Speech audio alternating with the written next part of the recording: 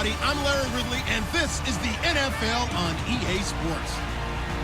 In today's matchup, we've got a pair of running backs who are hoping for plenty of touches come their way. It's Peterson's Cardinals going up against Gore's Colts. With that, it's time to hook up with our commentators in the booth as we turn it over to Brandon Godden and Charles Davis. Thank you, Larry. We welcome you to the heart of the Hoosier State in the Circle City of Indianapolis, Indiana, and Lucas Oil Stadium. Just a short time ago, smoke from the pyrotechnics filled the dome as the Colts made their way out of the locker room. We're set for football as the Colts get set to match up with the Arizona Cardinals. Hi again, everyone. I'm Brandon Gaudin. Welcome to the NFL on EA Sports. With me, as always, Charles Davis. And, Charles, we look at a matchup like this. It's really the running backs that may take center stage here today. And in today's football, they're still valuable, not just as runners, but guys who can catch the ball as well. It's really the number of touches that determines things these days.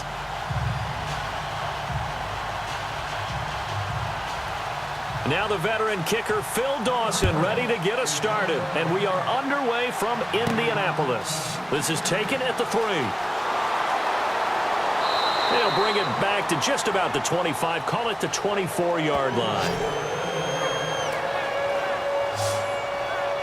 Time to find out what the Indianapolis Colts can do on offense. As you peer back to 2017, Jacoby Brissett became the guy at the quarterback position because of the health issues with Andrew Luck. Everyone with this franchise is wondering, what is Andrew Luck's future? And I guess you're probably wondering that as well. I think we all are, and if we could ever get involved with his doctors, but of course they've all taken the Hippocratic Oath, right? And they're going to make sure they're not going to tell us anything they don't tell the patient first. If his shoulder is right and he can get back to being Andrew Luck, this team's transformed immediately. You know, you've got some playmakers, you've got some guys that, you know, that can play, and the confidence level goes sky high, especially in their AFC South division. You know, they can play with people.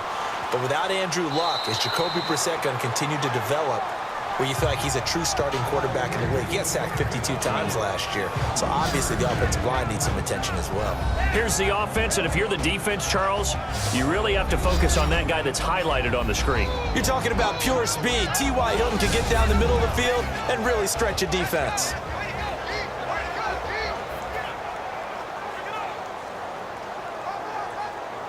Decent chunk of yardage still left here, 2nd and 7.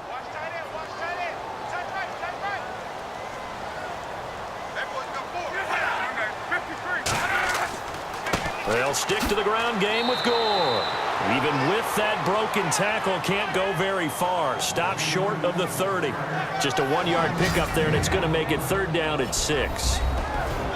And the 11 defensive starters for Arizona. In a league where the vast majority of guys play hard on every snap, Marcus Golden stands out for me because I've seen this guy play with so much passion and came out of college as a defensive end.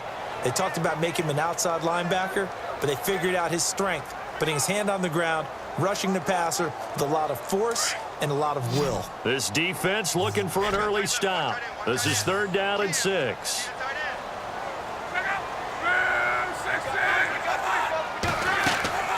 Play action. It's Luck.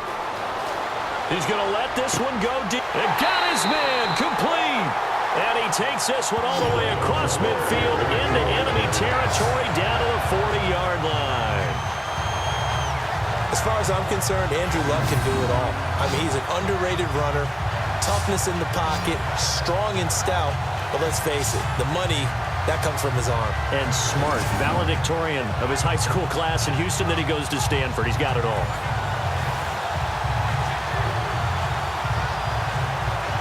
So after that big play, let's see if they can catch their defense maybe on their heels.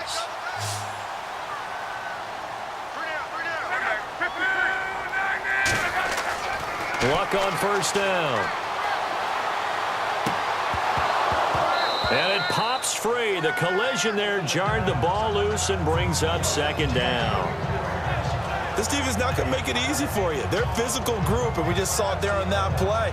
They came in, made the contact, just as he's trying to haul it in.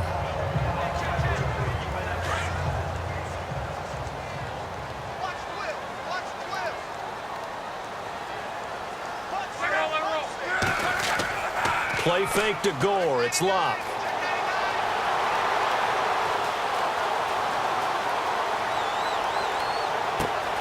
Thrown across his body, and it's intercepted. Picked off by Tyvon Branch. And a big turnover there as his guys will get the football back. Well, surprise, surprise, partner. No, we know it's not a surprise. When you try to complete a pass against this Cardinals defense, there's a reason that they are known as the no-fly zone.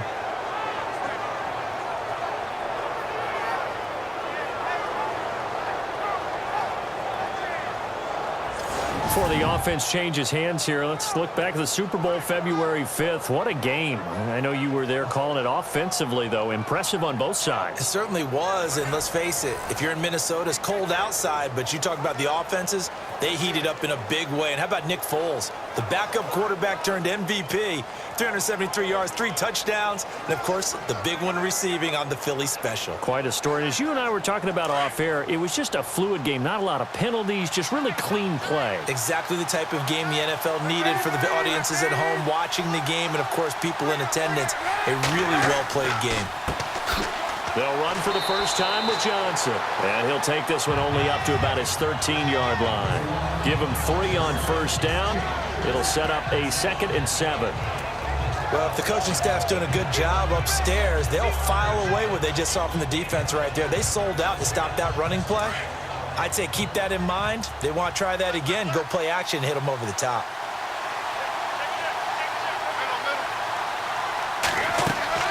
They go to Johnson again. And he'll be taken down at the 18. Call it a gain of 5 there on the run, but they'll remain a yard or 2 short here with 3rd down coming up. And there's a run to be happy with. Good, solid yardage. You'll take that anytime you hand the ball to him back. So they run it on 2nd down. Now let's see what 3rd down brings here for the offense.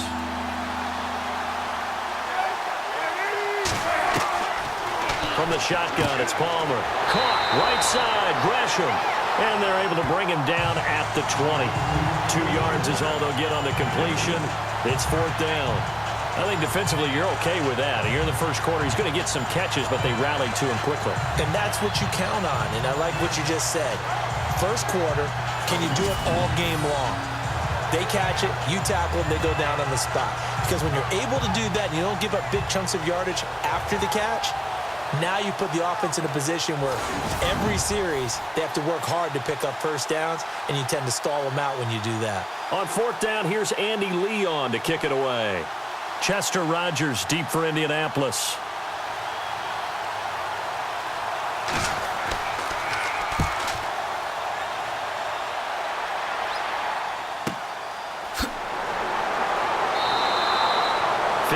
Yards on the punt there.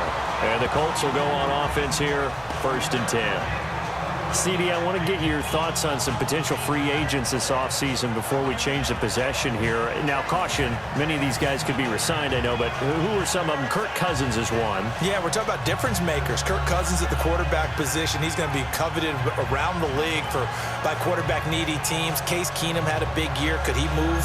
But how about running backs? Le'Veon Bell, Dion Lewis, some pass catchers, Jimmy Graham, Jarvis Landry, Sammy Watkins. And about the guy who goes and gets quarterbacks, DeMarcus Lawrence had a monster year for Dallas last season. Yeah, a lot of big names that could be out there as free agents. Throw left side complete. It's Doyle.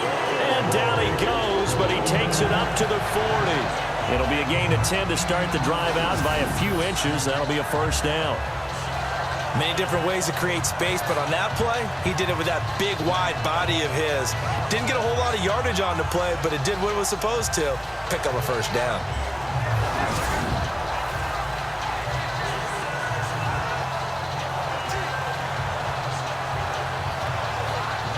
Fresh set of downs here.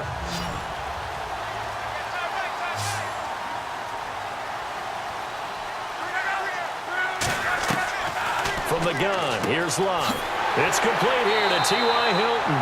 And he'll be taken down, but not before he gets into enemy territory. That one for Indianapolis, resulting in 15 yards and a fresh set of downs. Well, maybe that'll help him settle back into a groove after the interception on the first drive here, picking up the first to start drive number 2. And it is just starting over, isn't it? Sometimes it's just how you have to do it. You have to erase things from your mind. Don't worry about what happened before, because over the course of the game, the good players, things turn out pretty well for them, and that's what he's trying to do here.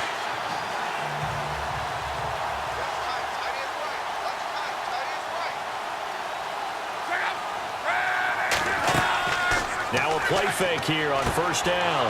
Looking for Moncrief, and it's intercepted. Picked off by Tramon Williams. And the return stops just a little bit shy of midfield at the 48-yard line. So that's back-to-back drives where they've thrown an interception. Ordinarily, we look at the offense and say, what's going on with your scheme? Maybe we should look at the defense and just give them a whole lot of credit. They've got them frustrated right now.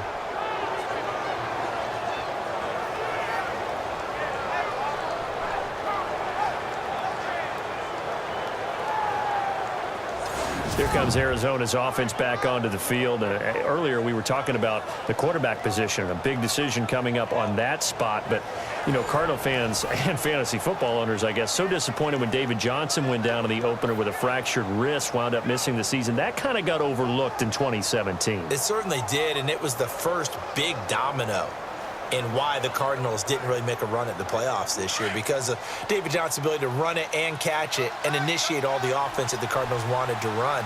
The defense still held up. Calais Campbell went to Jacksonville. The defense was still 6th in the league, but offensively, we're not nearly the same team. False start, offense. Yeah, that'll be accepted, of course, and that moves them back 5.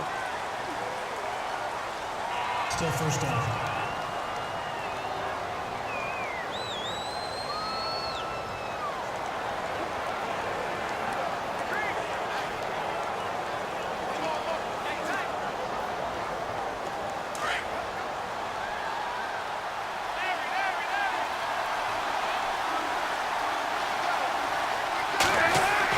To throw is Palmer. It's complete to Brown, right side. And he'll be brought down at the 48-yard line. Give him 9 there on the first down completion. That time they hit him out of the slot on the drag. And that route takes some fortitude from the guy running it, because he knows he's going through the briar patch, as I like to call it, right? He's trying to work his way through all that traffic and people wanting to put a little contact on him. Really well done.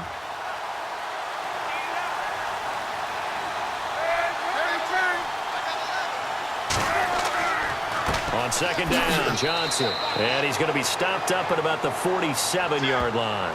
Call it a gain of a yard, and it's going to bring up 3rd and 5. We haven't seen much from him running the football here in this first quarter. No, you're right about that. We haven't seen much of him at all so far. They've stacked him up pretty well, but when you're trying to run the football, sometimes you got to play the long game. Keep handing it to him, and some of those runs that aren't working now, they turn into 6, 7, 8, and maybe more later on. From the gun on 3rd down, it's Palmer. That's incomplete, but there is a flag down, so hang on. A big call coming on 3rd down. Pass interference. Defense. Well, the crowd doesn't like that. Was going to bring up 4th. Now it's 1st. They don't like it at all, do they? It brings them back into it, but really not in a positive way. Now they're angry. That can jangle a team a little bit as well. Pass interference ruined that series of downs for them.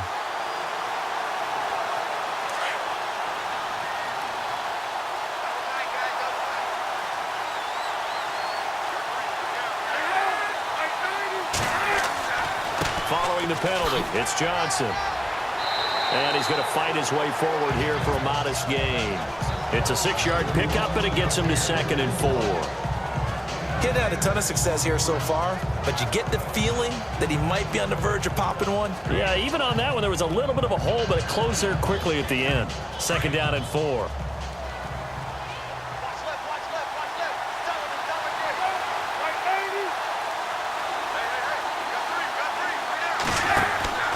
Palmer gives to Johnson. And he gets it inside the 10 to the 9. It's a 10-yard gain there, and it sets him up now 1st and goal. That O-line, they cleared a big hole there on that run. The athleticism of offensive lines continues to evolve, and we're seeing it here. Not only are they controlling things right at the line of scrimmage, but they're able to get upfield to get to what we call the second and the third levels. You know, get to linebacker spot, the secondary spot, getting all the way downfield with their blocking, which helps keep the running back clean. They'll try to continue that trend here this afternoon. They'll try and run. This is Johnson. And able to push his way forward here for a good little gain. Give him 4 on the carry there at 2nd and goal. So that run gets him about halfway home. Yeah, it's now 2nd and goal. The end zone beckons. It looms. They can do whatever they want. Full playbook. Run it again, or they can go play action and try and put it in that way.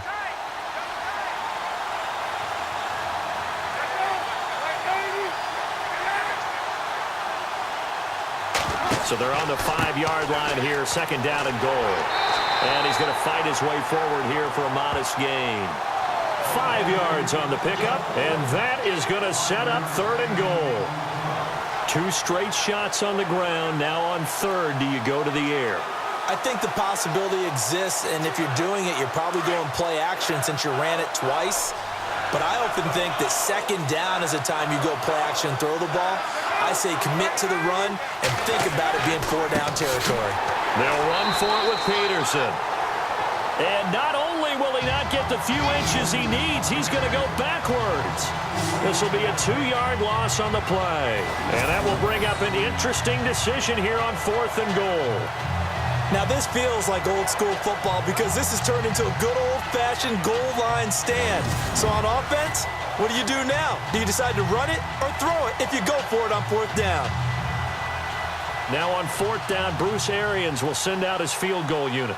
From the left hash, should be a fairly easy one here.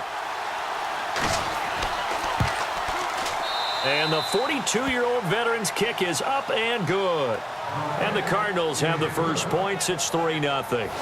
So give them 3 there. A good drive gets them inside the 5, but they couldn't punch it in. And credit this defense, too. That was the old bend but don't break approach. But it kept the offense out of the end zone.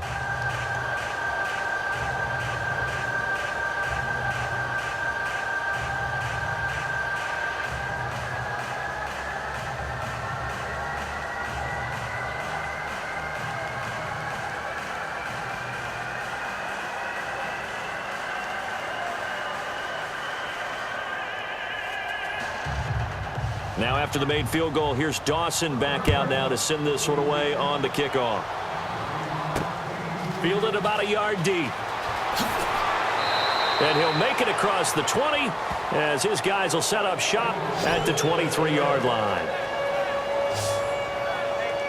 Here he is, the man taking the snaps under center, heading out for the next possession. And he comes out on the heels of an interception he threw last time they had the ball. Yeah, and you know, the quarterbacks that I know that are the best ones, the ones that really know how to lead their team, they tell them, that's on me. That's my bad.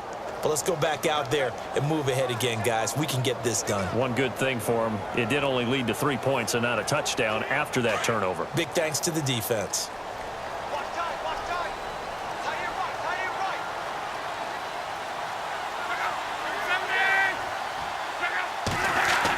They'll start on the ground with Gore.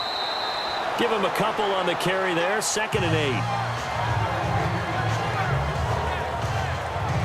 I don't think any of us were surprised that they decided to start this drive on the ground after the last 2 drives ended in interceptions. Unfortunately, though, not a lot going on that first play. Yeah, I think the anticipation was felt also by the defense.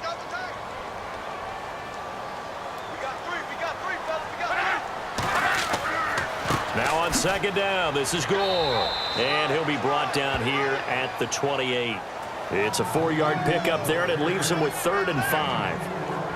Well, if you're a football guy, that's a pretty run because everyone is in sync right there. Obviously, the guy carrying the ball, but how about the people up front?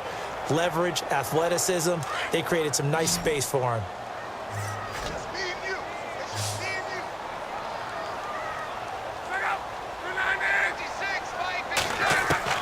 From the gun on 3rd down, Luck.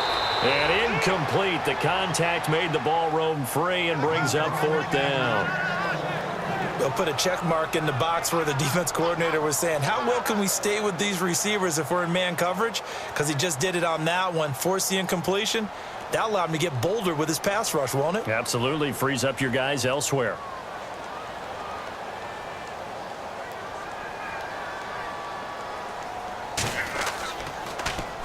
On is the punt team now as this one's sent away. We'll call that a punt of 54 yards. Well struck.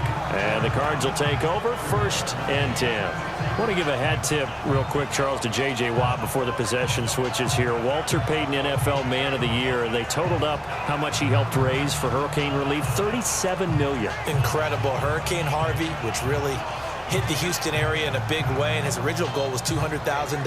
So congratulations to J.J. Watt and all the people who participated.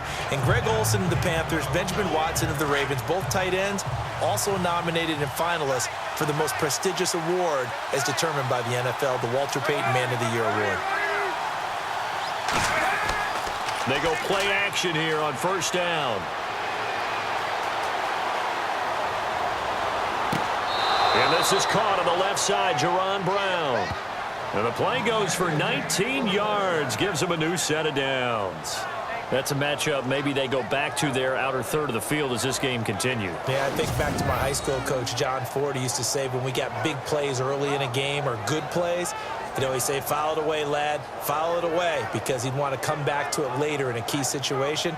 They may come back to this one a little more often than that. Didn't he say laddie or did he say lad? Yeah, it just depended on what he was feeling at the moment. Okay, I thought that was the guy you told me about that used to say laddie a lot. Laddie, when you heard laddie, he was usually in a pretty good mood. Lad, Off the play fake. Here's Palmer. Airing this one out for Fitzgerald. And incomplete there, almost picked off. That's one you maybe expect your roaming free safety to come up with.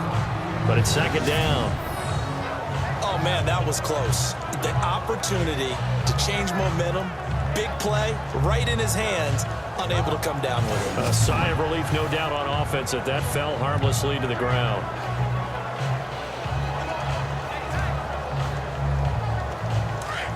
Looks like the defense in press coverage here.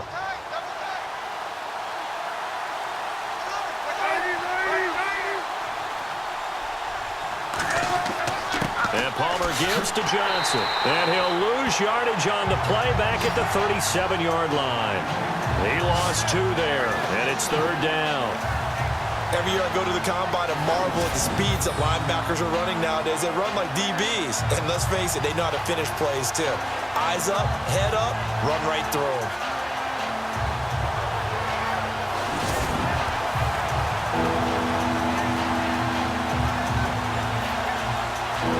And on 3rd down, a nickel formation here defensively.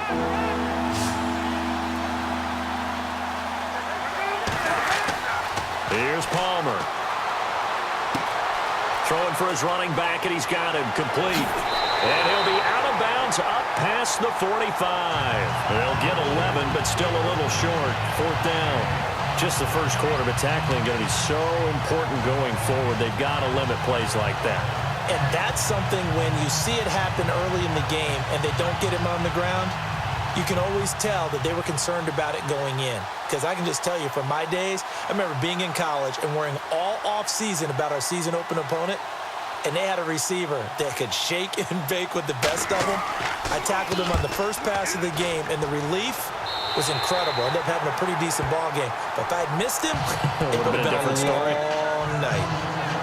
Well, before the possession switches here, I had written down that I wanted to talk about some of the awards this past season in the NFL. We know Brady was the MVP, but Todd Gurley, Offensive Player of the Year. How about that for a bounce back? Many were questioning whether he'd had a sophomore slump the season before. Didn't even get to 1,000 yards. Was a dominant force in 2017. How about his teammate Aaron Donald on the defensive side? He took home Defensive Player of the Year award. Yeah, very impressive. They had both sides of the ball. Sean McVay deserving, I think you would agree, of Coach of the Year. Yeah, definitely. I mean, what he did for the Rams when they went from last in the league in scoring to leading the league in scoring and winning a division title. And how about the New Orleans Saints? Rookie of the Year, offense and defense. Alvin Kamara on offense, Marshawn Lattimore on defense. Well, he was looking for some running room, and there wasn't a whole lot of it there on that play. I think he was lucky to get a couple of yards out of it because those defenders, they were rallying to the football pretty quickly. See if they stay on the ground for second down.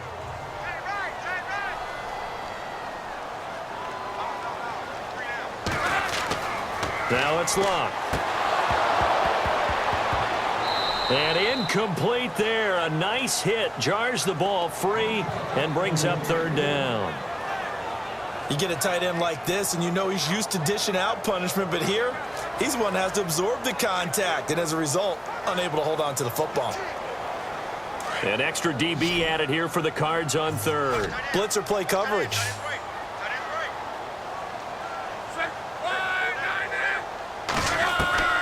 A shotgun snap for Luck. Over the middle here, it's Hilton. Well, he's taken down, but not before picking up the first, thanks to a flashy little spin move. Luck able to find Hilton there for a Colt first down. Did you see that route the way that I did? I thought he was trying to get deep. Yeah, that first. wasn't the first option. No, not it came off of that guy, the deep guy, and came underneath on the drag, completed it very well.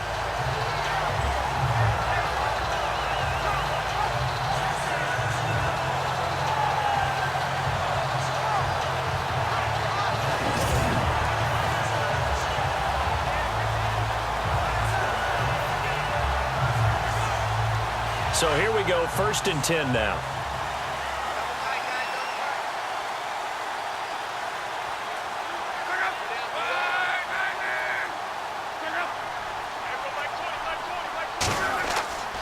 And Luck hands this one off to Gore.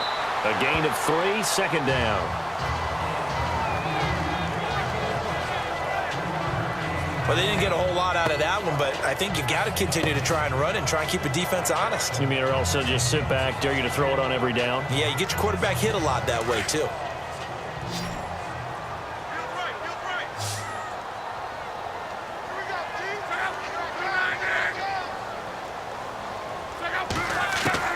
On second down, here's Luck. Out to the flat, that's complete to his running back. And he'll be brought down right at the 45-yard line. Just a 1-yard pickup on the play, and that'll bring up a third down. I know most of the time when the ball's in the air, you're thinking wide receiver, tight end, but running backs, they can be a big part of any passing offense nowadays.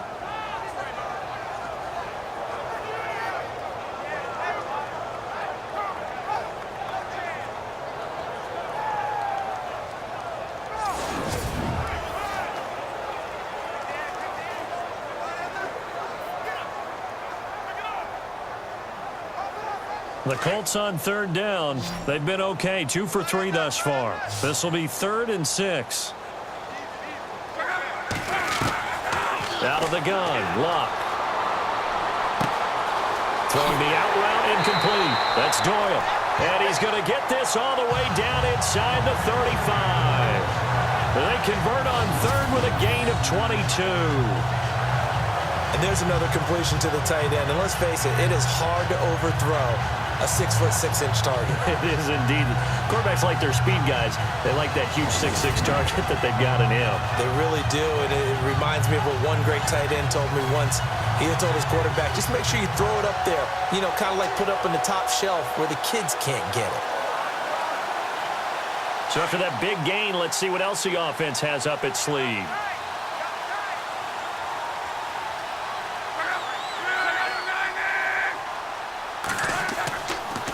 On first down, it's Gore. And a 5-yard gain as he's down inside the 30 to the 28-yard line. That's a strong pickup right there on first down. And as this drive goes on, we're seeing an offensive line and running game imposing its will. Offense walks to the line for play number 7 of the drive.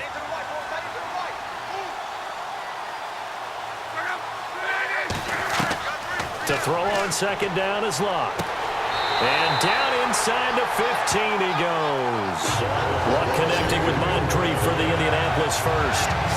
An ex-teammate used to tell me all the time, I hate experienced quarterbacks because no matter what, you really can't hide what you're doing. And I think that right there, he knew right away where the blitz was coming from, where his primary guy was going to be, and he ended up going to a secondary target for a nice game. I was just going to ask you, that wasn't the primary target. He's so good at that, isn't he? I think he knew right away that he wasn't going to get to his primary guy. I think he read that as soon as he got to the line of scrimmage, knew where the pressure was going to come from, and said, I know how to beat that, and that's what he did. He couldn't quite hold it. Got hit. Ball pops out, incomplete. That's very well timed there defensively because it's not a bad throw, but the collision came at the exact time he was reaching to bring in the football. Really, really well done. Decent offense, just better defense. I think you're right. So the incomplete pass brings up second down.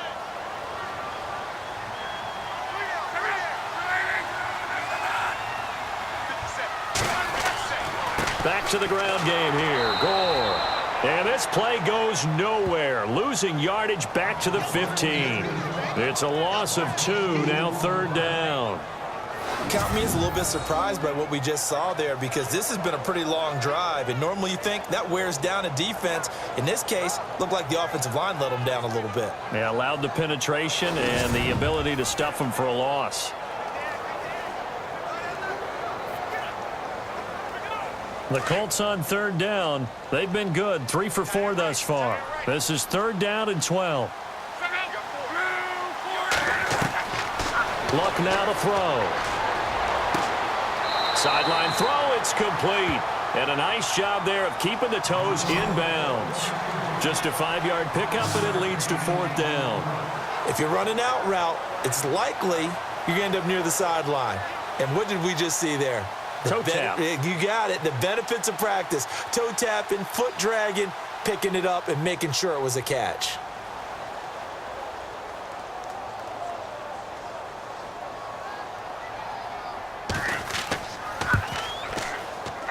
And Vinatieri's kick is good. And that will tie us at 3-3. And, Charles, they get the field goal. Took him a dozen plays, though. Work with me on this one. You know what I'm about to say, right? Bend but don't break. That's what came into play here for the defense. 12 plays were run at them. They only gave up 3 points. In a lot of ways, that's a win for the defense.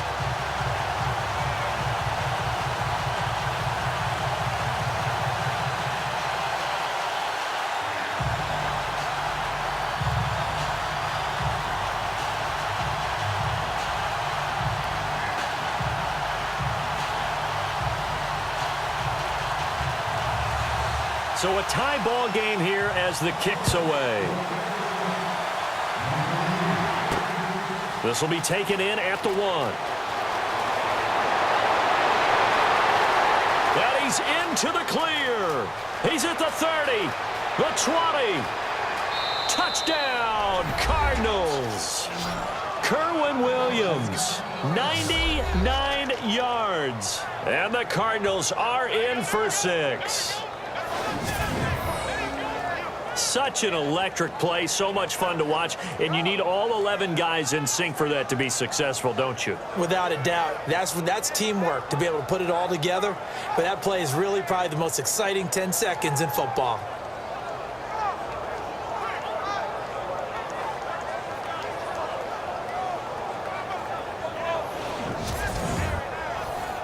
Here's Phil Dawson now for the point after. And it is up.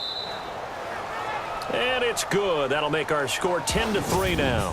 1 quarter in the books. 10-3 the score. We'll come back to Indianapolis after this.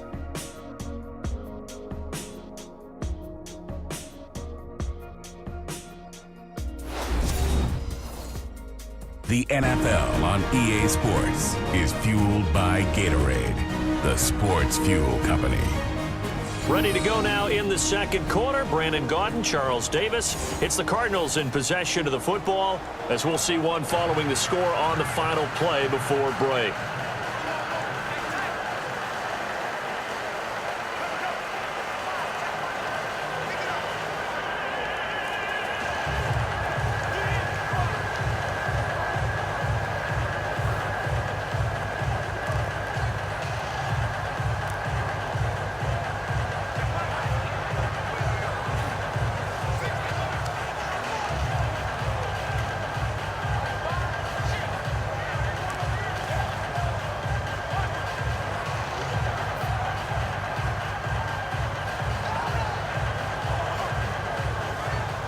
Here's Dawson now to kick this one away.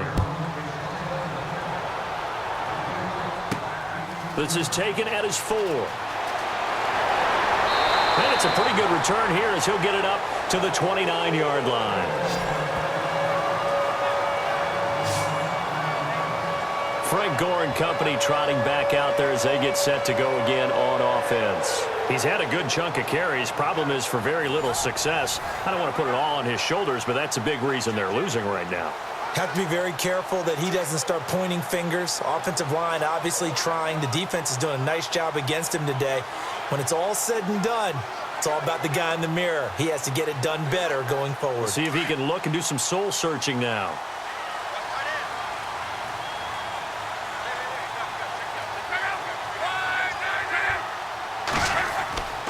Now a first down throw. Luck. Oh, he's got a man wide open, complete. And he's brought down, but not before getting across midfield to the 45. A good pickup there, 26 yards. And the game just keeps evolving. Big guys running those corner routes, so difficult to cover.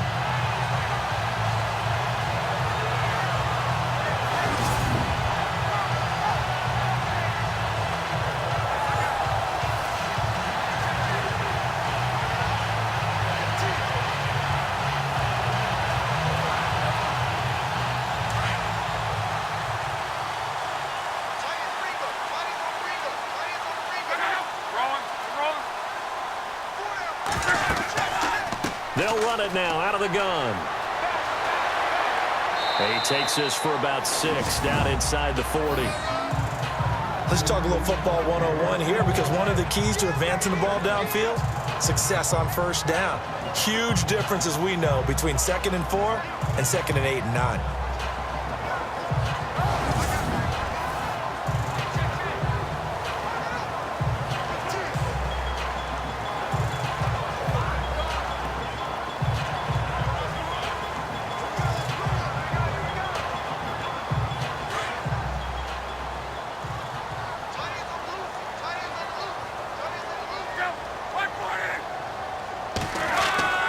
Here's Luck now on 2nd down.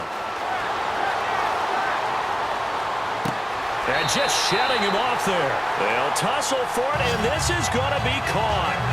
That one goes for 24 yards. A nice job there, Charles. They picked up the blitz, were able to complete the pass. That had the total feel of a quarterback in control. Red blitz, got him into the right protection scheme, so he doesn't get hit back there. He's got a chance to step up with supreme confidence and deliver it downfield for a nice completion.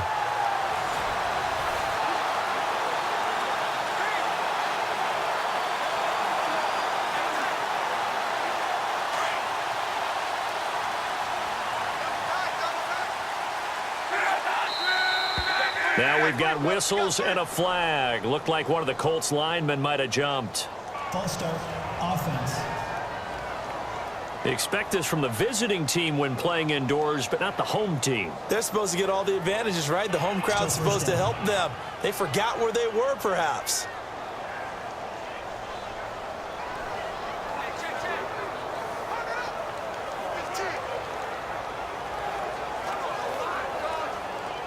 First and 15 here behind the chains.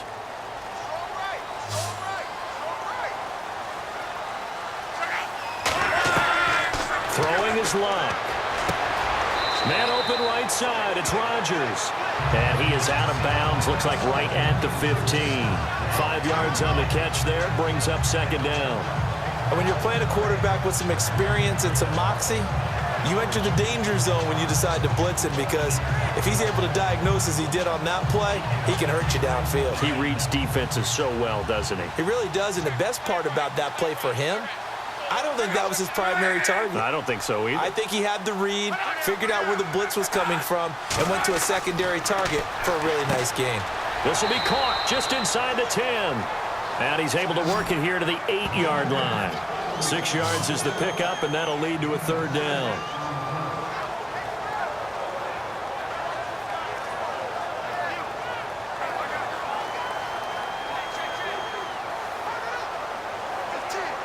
The Colts on third down. They've converted 3 out of 5 thus far. This time it's 3rd and 3. Luck throwing again. This is caught. He didn't get the touchdown, but he did get the first down as he's tackled at the 1. They're able to convert on third down, and that sets up a 1st and goal. Well, they've had a great, impressive drive going here, and that pickup ensures the drive continues. And not only do you continue the drive, which is demoralizing for the guys on the defense side of the ball right now, but you make your own defense happy. They're able to get a little more rest over on the sidelines while this one continues downfield.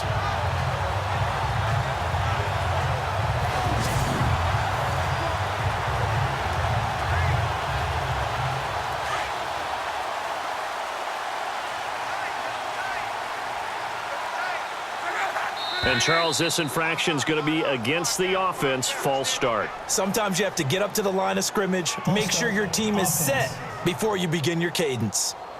And that'll set them back 5. Still first down.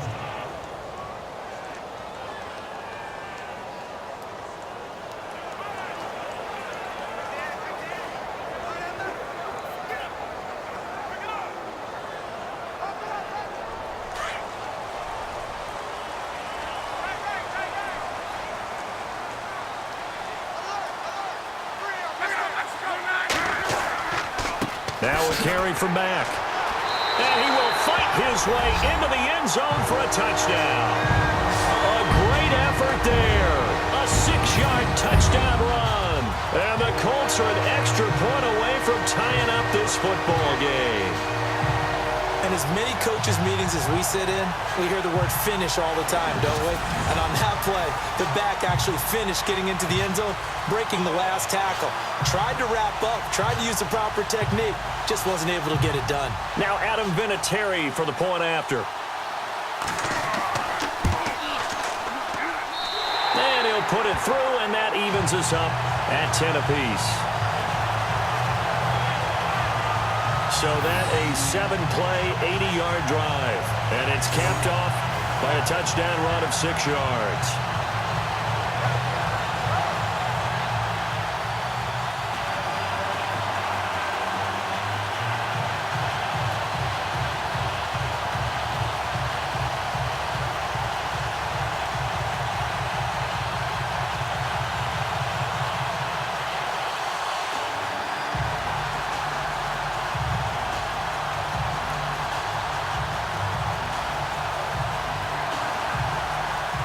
So we're right back where we started, all even as the kick's away. This is taken at his 4. And nice work on the return as they'll start their drive just past the 30-yard line. So the football switching hands here in just a second. And, you know, Tom Brady, just to go off on a tangent for a second, may have lost the Super Bowl, but 3rd MVP this past season, and what he did at age 40, really something, right, Charles? Absolutely phenomenal. Ended up beating out Todd Gurley, the running back for the Los Angeles Rams.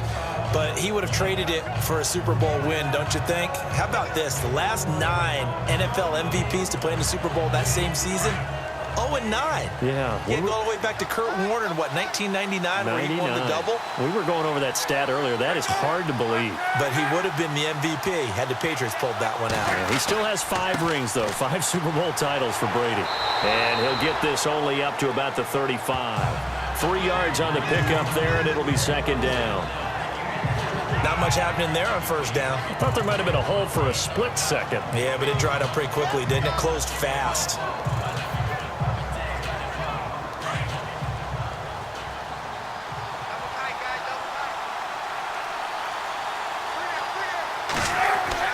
Now Palmer to throw on 2nd down.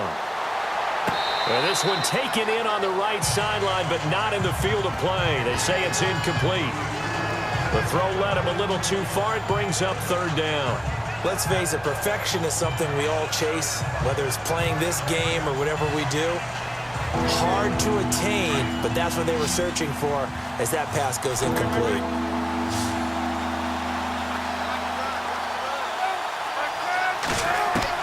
On 3rd down, Palmer. And that is incomplete. Sometimes the coverage is so good, no matter what you're doing on offense, you just can't shake anyone free. They try their best to find someone open, but they took away every passing alley, every angle, and shut the play down. Here's Andy Lee now as he's on to punt for Arizona.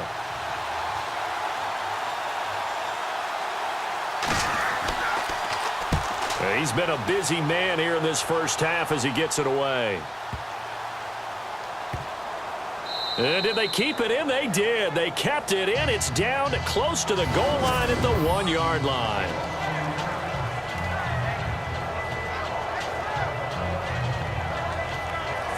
Well, the Indianapolis Colts finished 3-13 in 2017 as their offense comes back out onto the field.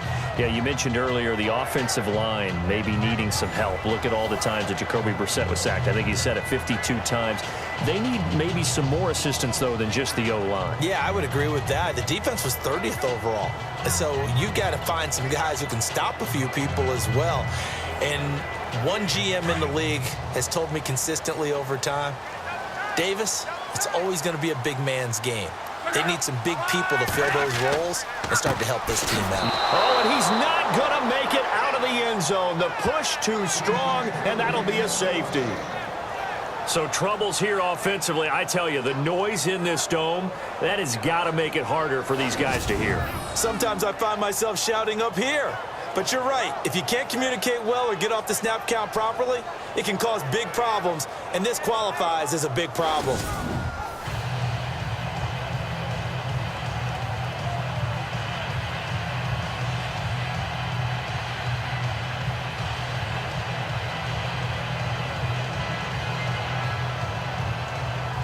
So a free kick situation forthcoming from the 20 as they'll punt this one away.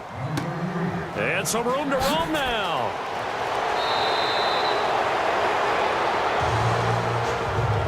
Any return that gets you to midfield is a great return. One first down, and you're almost in field goal position. The Cardinal offense now making their way back out onto the field. They're out in front. Last time they had to punt it away. We'll see if they can add to their lead now. They don't want to go out and punt it away again. This team now wants to get a cushion, put people away. They want to run their offense and have it end up in the end zone.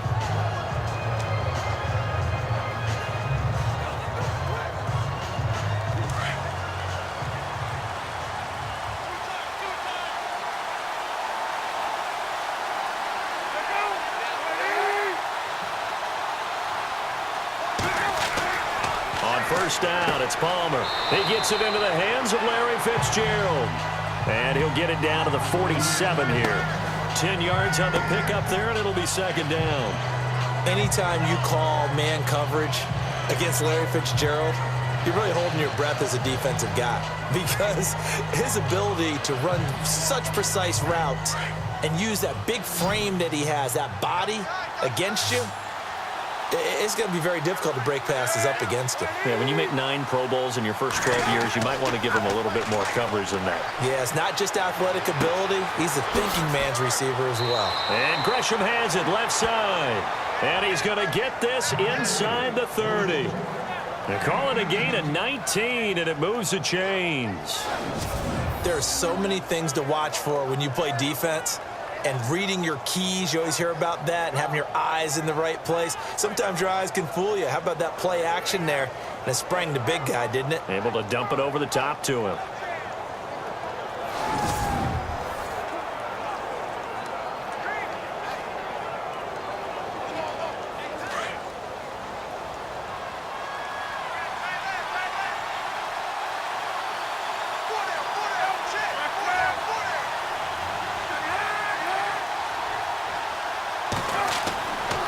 First and 10, it's Palmer. And he just gets rid of it, throws it away. A wise move there, looked like nobody open, now second down. I hope I don't sound too rah-rah on that one, but that's the exact right throw. Either your receiver gets it or no one gets it. Give him a lot of credit for being really precise with it. Got rid of it, no one got it.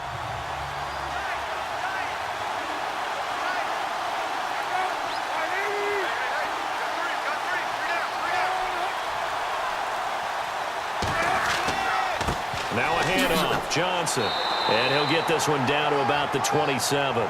Only a yard on the pickup there, so it leaves them needing a conversion here on 3rd and a tough 9. Pretty good little two-play sequence there. You force the incompletion, then a very short pickup. Yeah, now maybe you bring in an extra defensive back or two because you want to try and defend on 3rd down. They like to play those nickel or sub packages, don't they?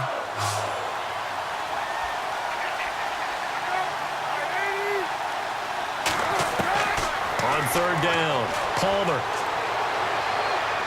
And he's caught on the sideline, but he's not going to have a first down. They say he was out of bounds, so a big call there. That brings up 4th. On 3rd down, he tried to stay in bounds, did all he could. He caught it, but was led a little bit too far. Yeah, and that's always difficult, isn't it? Because you know half of your body is trying to stay behind while the other half is reaching out, trying to catch the football. The top half worked. It was the bottom half that was in question. And Dawson's kick is good. And that's going to up the lead to 15-10. So he splits the uprights there, and I would imagine it's nice as a kicker. Right when it leaves your foot, you know it's good. Yeah, it's kind of like a golfer that picks up his tee after a nice drive without even watching it land. Solid analogy. I like it.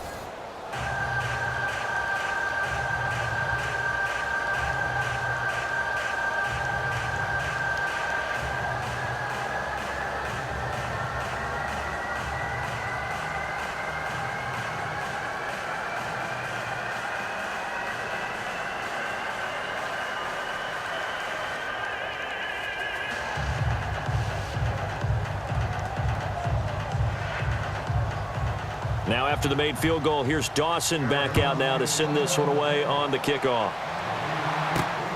This is taken at the 3. And he'll get it up to about the 26-yard line, just across the 25. The Colts offensive unit ready to see what they can do here. And the last time they had the football, they surrendered 2 points on the safety. They don't want to do that one again. No, not at all. It's almost like a bases clearing double, isn't it? Give up a couple of runs. Sure. just messes things up for you offensively. But now they've got to go ahead, take it, set it aside, and move forward.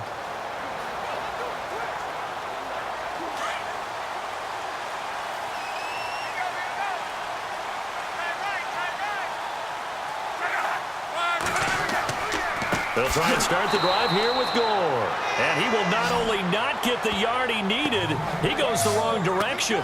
That's going to go as a loss of 2, and it'll be 2nd down. Partner, you mind if I take off this headset and put on a coaching headset? You want to get this running game going? I want to get this running game going. I'm going down there and saying, gentlemen, we have got to run the football. We've got to get it going right now. Yeah, to this point in the second quarter, it has been a struggle.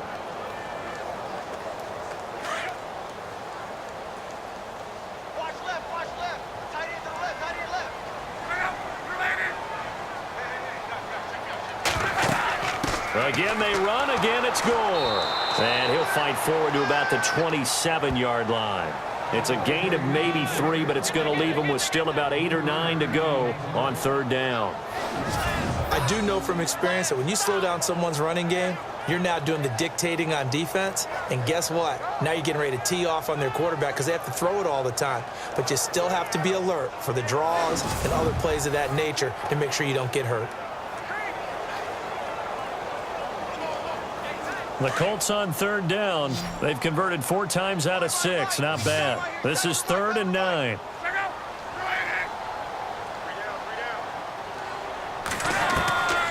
Here's Luck.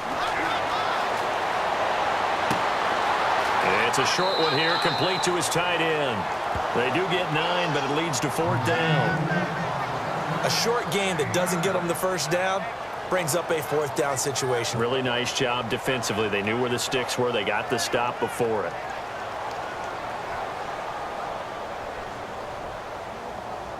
The Colts send out their punter.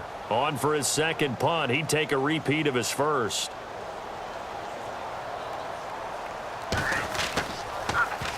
He gets this one away, and boy, it's another boomer. Oh, and what a play on special teams here. This is going to be down inside the 5, all the way down at the 2-yard line.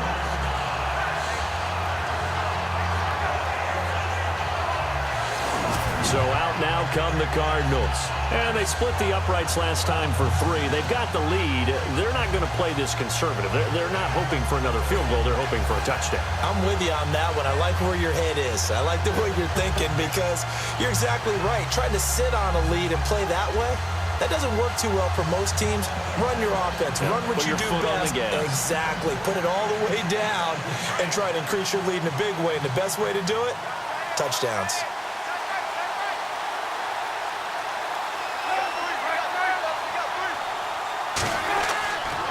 They begin the drive with Johnson. And not much there as he gets it up to about the 5-yard line. 2 yards on the pickup there. It'll be 2nd and 8. Well, not a game that you're going to go crazy about, but when you start at your own 2-yard line, any type of space is good for the offensive guys. Yeah, you just can't go backwards from here. They did it. Now we'll see if they can keep it on schedule here on 2nd down.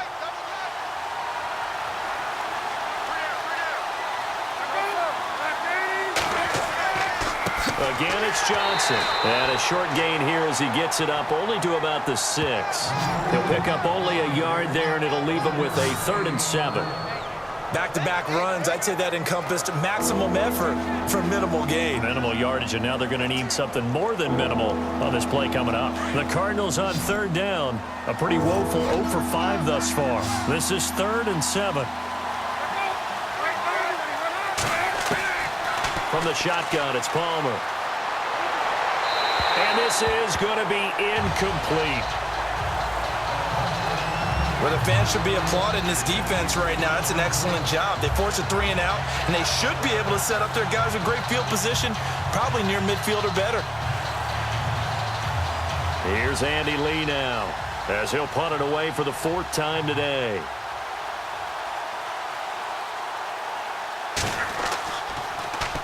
He's averaging just under 50 yards a punt as he gets this away.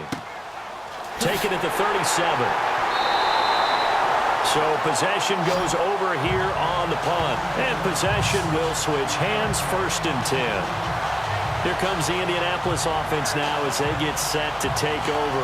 And they're coming off a 3 and out, my friend. I think they've got to look at that play sheet and go to a spot that they haven't gone before. Time to shake things up a little bit to try and get this offense moving. Okay, so how do you do that? How do you shake things up? You look at what you called before, realize it hasn't worked Go to so something well, else. and maybe you try and find one of those special plays from one of your better players, and maybe try and hit something big and get things going in the excitement area. Luck gives to his running back, Gore. Just what you want on a 1st down run. Call it 8 yards, and it's 2nd and 2. First play of the drive, let's give credit all around. Excellent blocking, but the guy carrying the ball, he was the finisher. A really nice run.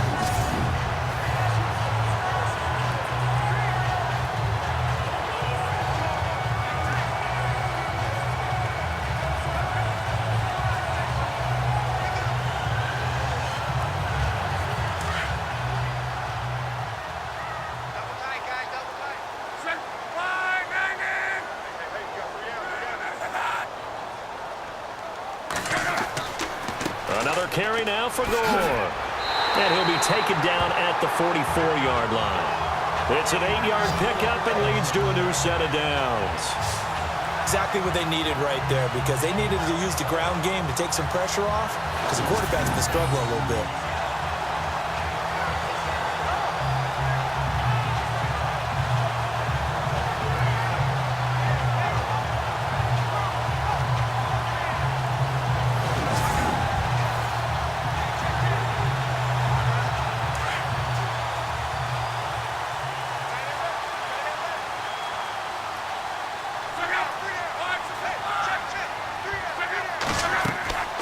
They'll run it now out of the gun. And he's going to get stopped up quickly. Give him a yard down to the 43. Nice job by that defensive front there to hold him to a short gain on 1st down. Well played, I must say. Yeah, only getting 1 yard. There was no room to run.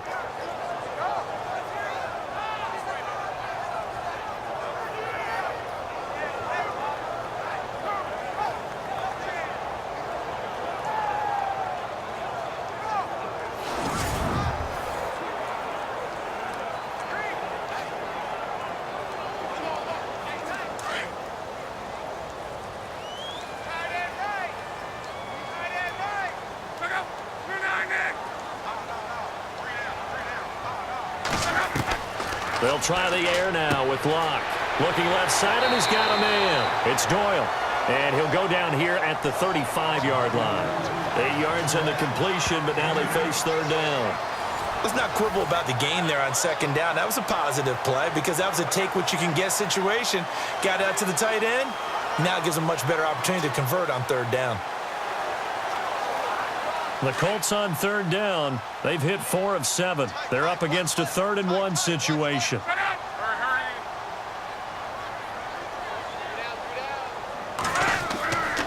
They'll try and pick up the first with Gore. And he's able to get it to the 33. Good enough for a first down. They only get 2 there, but on 3rd and 1, that's all they needed to keep the drive going. I like the look that they just showed there. When you come out in a passing formation, spread things out a little bit, makes it really hard to cover the middle of the field, doesn't it? Because you got to go out to the perimeter and cover those guys. Yep, exactly. Got some good blocking, too. Helped him pick up the first.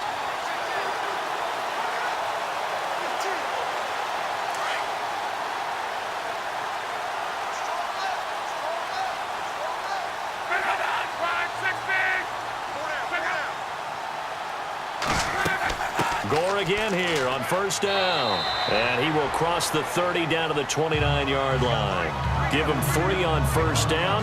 It'll set up a 2nd and 7. Partner, we know today's NFL is really built around the guy throwing the football. But these short runs, they still pay dividends because they can take their toll on a defense and they can add up as the game goes along. You control the clock, you control the ball, and that way you often control the game. Here's Mack. And he went backwards. He'll be down at the 30. And they'll lose a yard that time, and that's going to lead to a 3rd down. Wow, that play got shut down in a hurry. As soon as the snap came, you could see defensively they were just closing in. That was going nowhere. Yeah, you count on your offensive line to give you a little bit of space, a little bit of time so you can make a move. There was none there for him.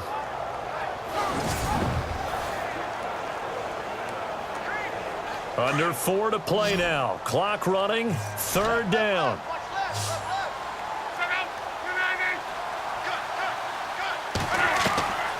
From the gun, here's Locke. And he's got his man Hilton. And he will have the first before he's brought down right on the chalk of the 20. A gain of 11 that time and a Colts first down. And now with that completion, he's north of 200 yards here in the first half. And he's going to break our statistician, Marvin, isn't he? Because Marvin right now is just tallying it up. Hope his hand doesn't hurt too much doing this or keeps hitting the calculator. But my goodness, what a start he is off to. By the end of this game, he could have monster numbers. He just wants to continue to be accurate.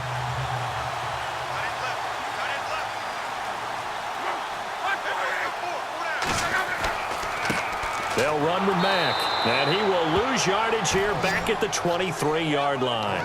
It's a loss of 4 there, bringing up 2nd down. He came out ready to play. That's 3 tackles for a loss, Charles, rolling the 2nd quarter. And that's problematic for the guys trying to run offense because that means he's got a pretty good idea of what they're doing and is actually beating them to the point of attack and making those plays.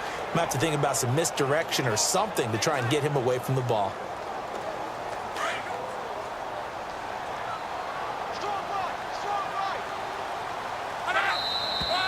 Now we've got whistles and a flag. Looked like one of the Colts linemen might have jumped. False start, offense. So that'll back him up 5. Still 2nd down.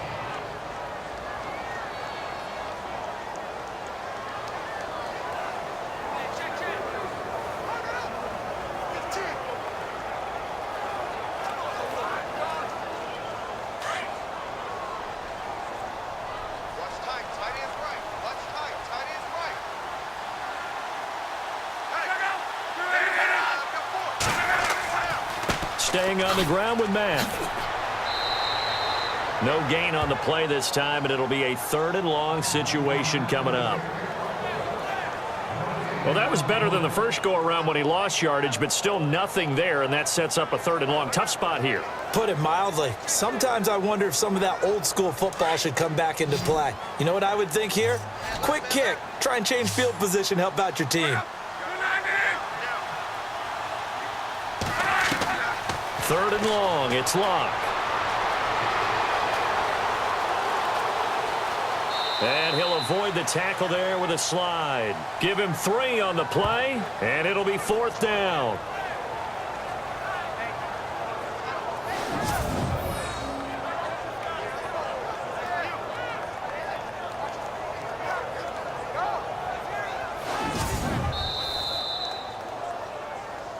Two minutes remain here in the first half. We'll come back to Indianapolis right after this.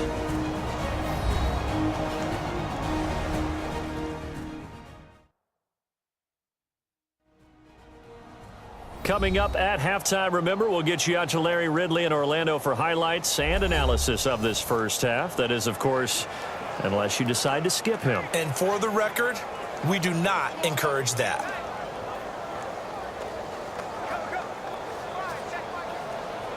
Vinatieri now on to try the field goal for the Colts. Made his first, this now from 42 yards out.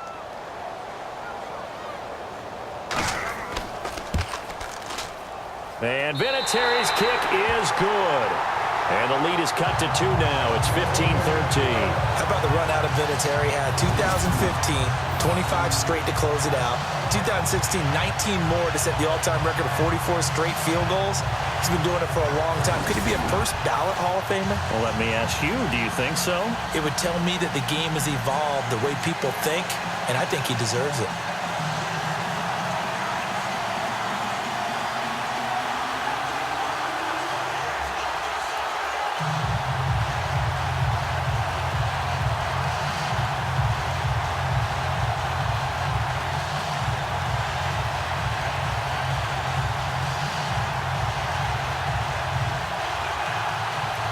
Set now to kick this one away, and off it goes.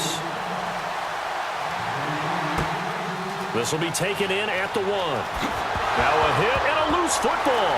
And the Colts pick it up. And he will score. Touchdown, Indianapolis.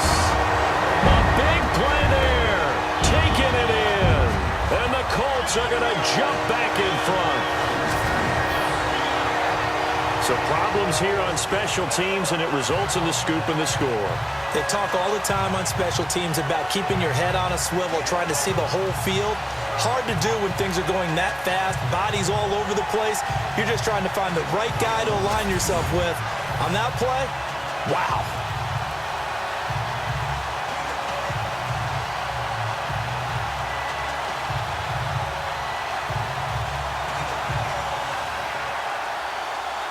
Vinatieri now to tack on the PAT. And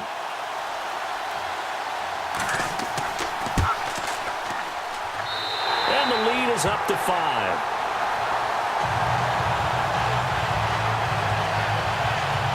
The scoop and score, always an exciting play in football, and we witnessed it there, grabbing it off the ground and then rumbling it into the end zone for 6.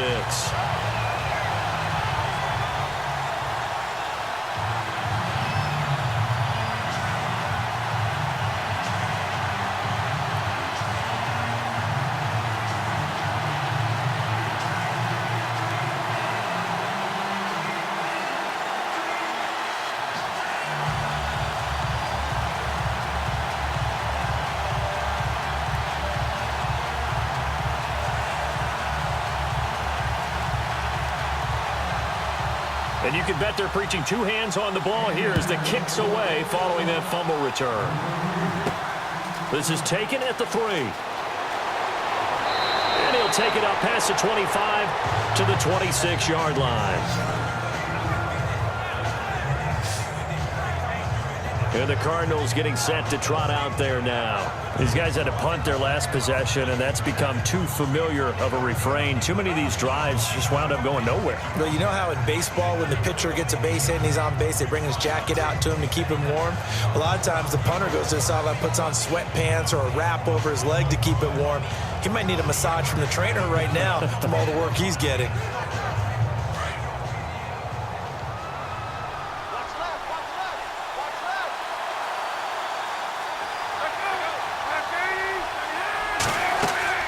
They'll throw on first down here with Palmer. Screen play, Johnson. Space to maneuver at the 40. And he is out of bounds on the other side of midfield. A good pickup there, 26 yards. When you run a screen pass really well, you got to like the look of it because so many parts come together to make it work well. The offensive linemen, where they're faking people out, the back slipping out there, catching the football, then all of them going together as one unit downfield. A really nice pickup.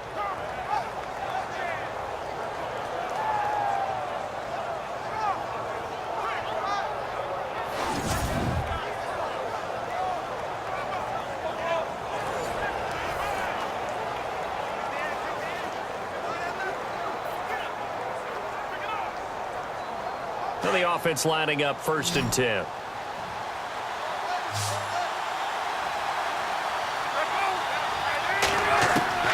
From the gun, it's Palmer.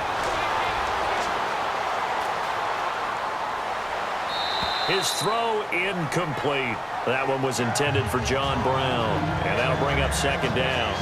Let's face it, you can run the route tree as many times as you want, get in sync, practice it, do all those things.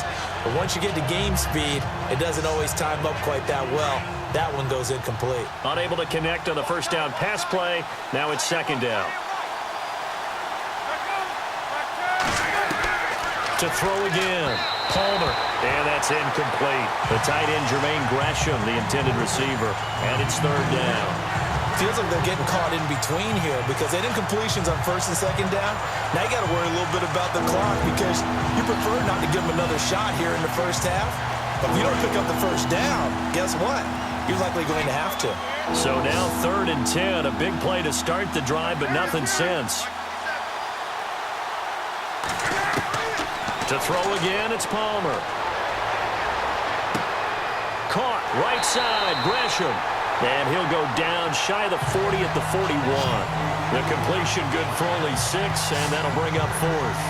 He wasn't the primary target, but I think it was almost like a check-down situation, wasn't it? Yeah, hoping he can break some tackles, a big tight end, but he couldn't do it. Yeah, get it to that big frame and hope he could scatter some bodies, unable to get it done.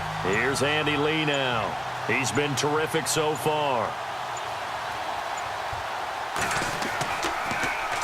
And he deserves a bronze leg as he gets this one away.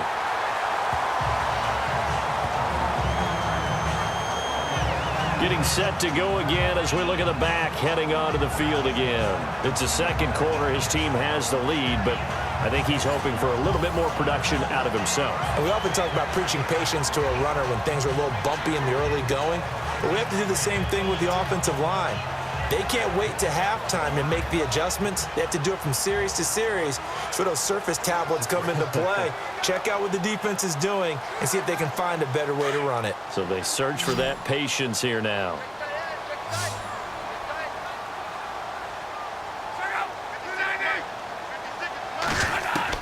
On 1st down, Locke. Over the middle, complete. That's Doyle.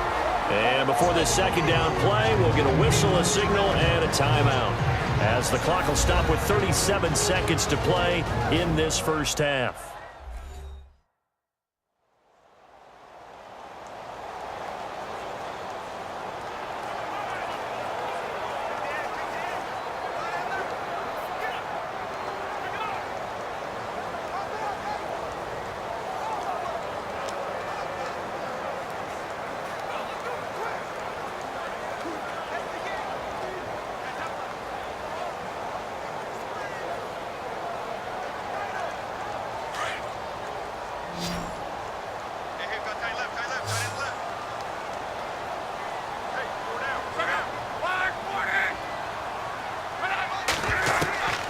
Here's Locke.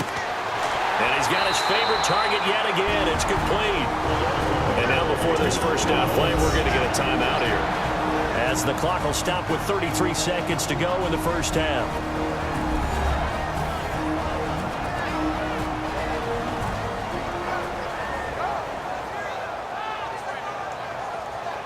So the offense took the timeout. Looks like they're ready to go as we get set to resume the action.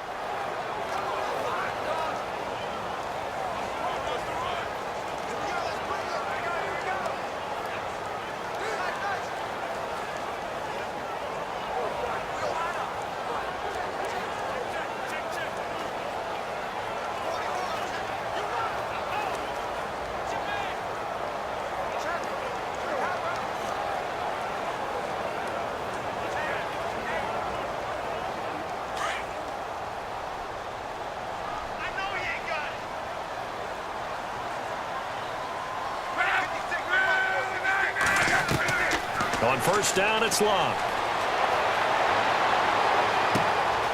Oh, there's that man again. It's complete. And he's going to get this all the way down inside the 35. A good pickup there, 26 yards. So in the second quarter, he's already up over 100 yards receiving now. And isn't 100 the magic number for a really good game for a receiver? So he got a chance to really shatter that and have a profound effect on this game.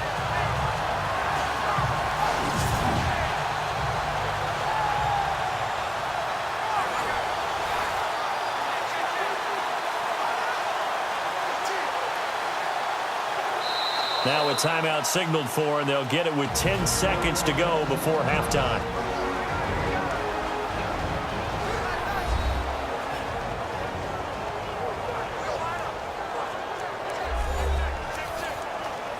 So the offense takes the timeout, and they are back out and ready to rock.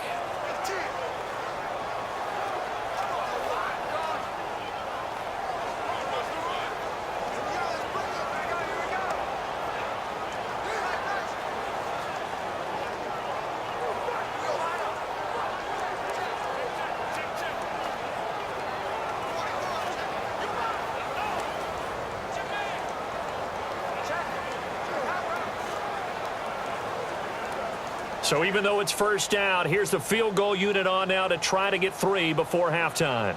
On the left hash, officially, it's called a 51-yard attempt. And this one is right down Broadway.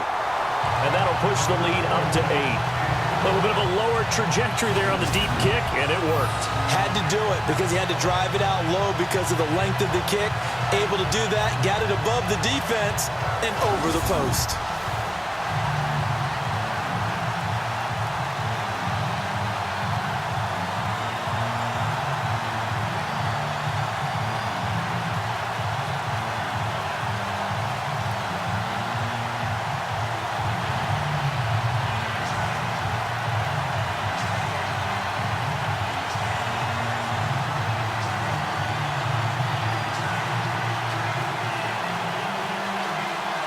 The kickoff team on the field now as they will send this one away.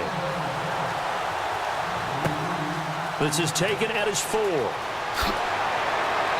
And he's up across the 25 and down at the 28-yard line.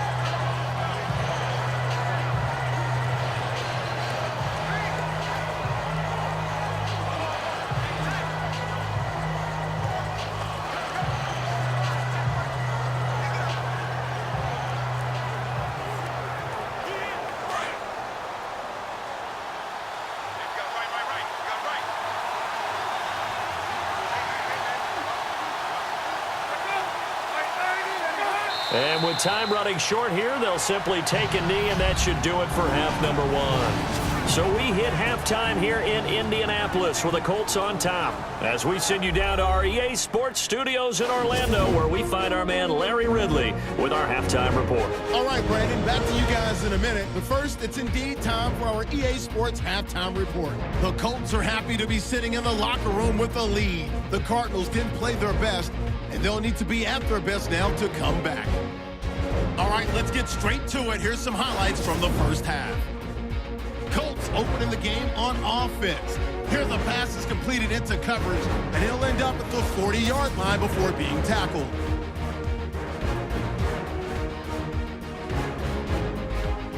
Sanchez has got it on the teeth.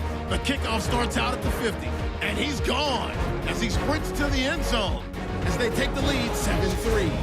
Now early in the second, Max is going to dart up the middle. He caps off the 7-play drive with the score. Colts tied up at 10. That'll do it for us here at EA Sports Studios. Let's get back out to Brandon and Charles for the call of the second half. Brandon.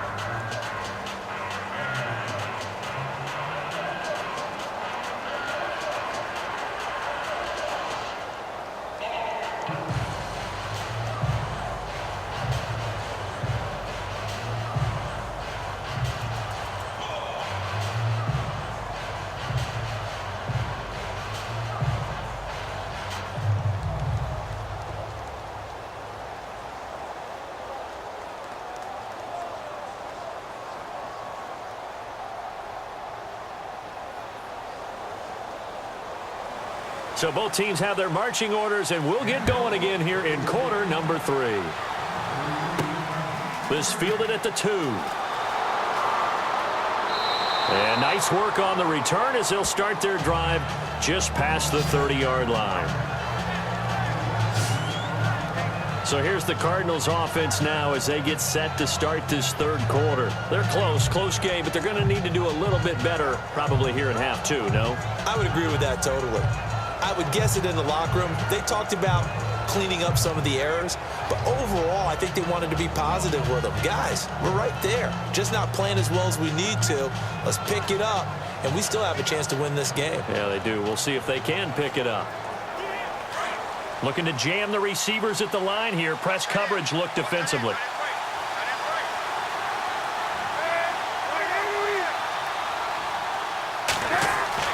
Now Palmer on first down. And Gresham's got it over the middle. And he's finally taken down, but not before getting across midfield and across the 45-yard line. Strength throwing the football downfield has never been an issue for this big guy. I still remember the first time I met him. He was playing for USC, and when I got introduced to him, I thought I was meeting their starting tight end, not their starting quarterback. Such a presence, Carson Palmer. Very much so. Has had it ever since he entered campus there and still has it today.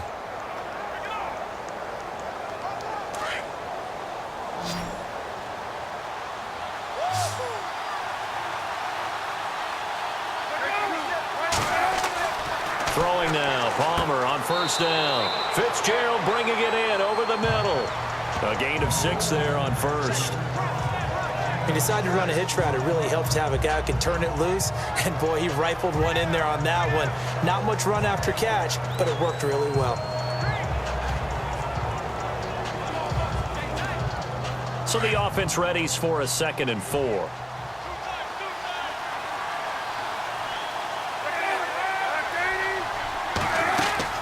They'll run it now out of the gun. And running room scarce here. He's going to be stopped in his tracks at the line of scrimmage. No gain on the play that time, and they'll look to convert on what will be a 3rd and 4. 3-4 defense, usually here you'll see the linebackers come up make those plays, but the nose tackle also vital. That was so vital because what you just pointed out, normally he eats up blockers that allows the linebackers to get to the ball carrier. In this case, he did his job and then some, and there was no gain at all for the runner. To throw is Palmer. And he will find his big tight end over the middle. And he will have a first down at about the 21-yard line. They give him 17 yards that time as that'll move the chains. When this offense can get their tight ends involved, they can move the football. Here, a nice route, able to look it in, and picks up the first down.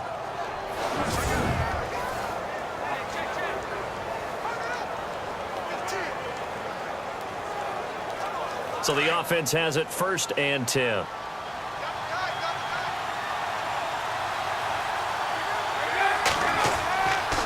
Johnson on the counter. And he's going to get this one down inside the 15. 7 yards on the pickup there, and it'll leave him with a 2nd and 3. Well, no matter how they phrase it, staying on schedule, staying ahead of the sticks, whatever you want to call it, 7 yards on first down, that fits the bill.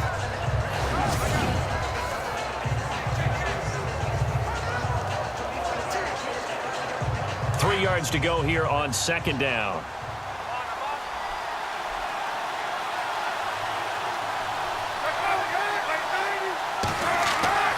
Now Palmer. And he is out of bounds, getting it down to the 10.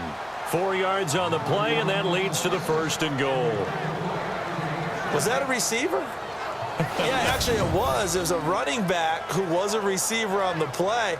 Ikey's been spending time in the receiver drills getting his feet down. Well, those guys out of the backfield, they got to be good, agile with their feet. He showed the agility there with a toe tap. No doubt about it. It's like he'd learned to ballet school. Got the toes down and stayed in bounds. So the chain gang now done for the drive. Ball on the 10, 1st and goal.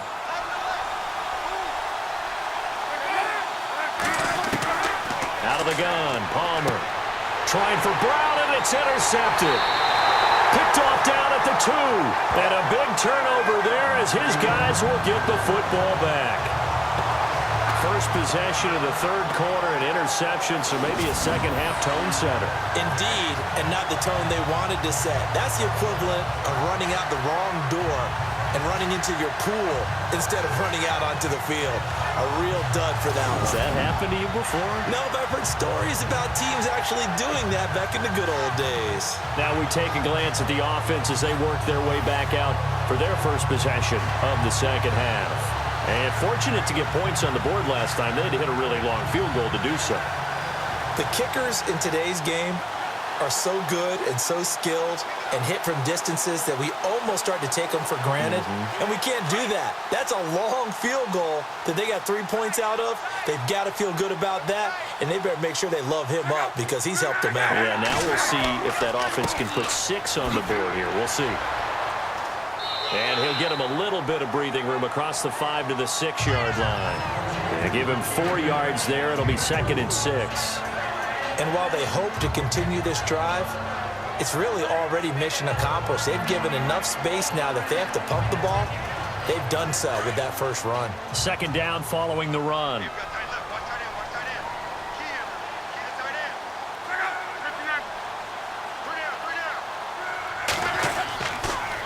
On the draw, Luck gives to Gore. And he will take this up to about the 8-yard line. It'll only be a gain of a yard, and it sets up a 3rd down and 4 now. This is what happens sometimes when you abandon the running game. It's hard to get back to it because once guys get out of that mentality of firing out and hitting people, hard to get them started again occasionally. The Colts on 3rd down. They're hitting at 60%, 6 out of 10 thus far. This is 3rd and 4. Out of the gun, Luck. Got his man complete over the middle. It's Doyle. And he's able to get the first here as he's taken down at the 25. It'll be a gain of 17 and an Indianapolis 1st down. And a good quarterback facing zone coverage. If he has just a little bit of time to survey the scene, that's what's going to happen. No doubt about it. If there's no pressure, he's going to continue to pick them apart because he'll have all that time to find someone open downfield. He can only cover for so long. So maybe they want to go to a zone blitz scheme, get a little bit more pressure. Remember when Carolina did that against Denver? They lost the game ultimately. They dropped the defensive end out, and he ended up with an interception in that game in Super Bowl 50. Maybe some sort of scheme like that to try and get more pressure at the passer. And it's a short one here, complete to the tight end. And they're able to get this one across the 35. 11 more on that one, and another 1st down. And on that last catch, Charles, he tops the 150-yard mark. It's one thing when your wideout gets that. When your tight end gets it, it's quite another. We keep seeing the evolution of that position, don't we? We've seen where it's gone from strictly as a blocker to a guy who caught a few passes to now an integral part of the passing game, sometimes the primary receiver, because a lot of these guys have wide receiver skills, and we're seeing that on display here. Just think about the guys of the past looking back at this game and saying, sure wish that was me. I'd love to have gone out for those types of passes. Now a 1st down throw, Luck. And he'll be out of bounds after getting this one across the 40. 7 yards, the pickup on the pitch and catch. I do have to admit, I like it when it all comes together. When the top part, catching the football, right, whether you're catching it with your hands or cradling it, comes together with the legs, in this case the feet, doing a little toe tap to stay in bounds and complete the catch. And a great job by our crew on the camera shot. Love when you see the grass or on the field turf, those rubber pellets flying up. Great catch. And he'll be brought down, losing yardage back at the 40. So he loses 3 yards there. Now 3rd down. It's real easy to say this running game needs to be better, but the reality is they've been given little time to actually find a place to run the football. It's almost like the defense is there on the handoff.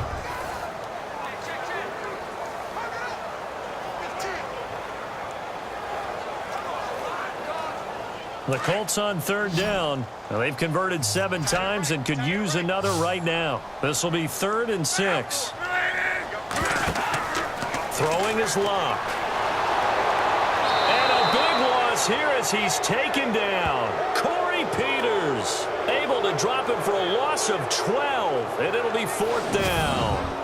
This Cardinals pass rush in 2016 got home 48 times. That's a pretty good number. A very good number, led the league. Is it just because the dudes that they had, or the scheme, or both, or what? It's always the dudes first, but their scheme, attacking, pressure, they'll continue to pile up the sacks.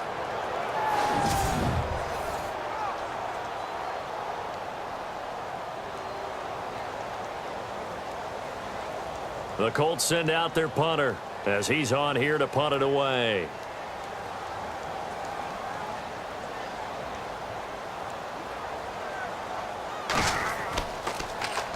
He gets us away. It's a good one, drawing toward the sidelines. And this will be out of bounds, and they spot it at the 15-yard line. Not too bad.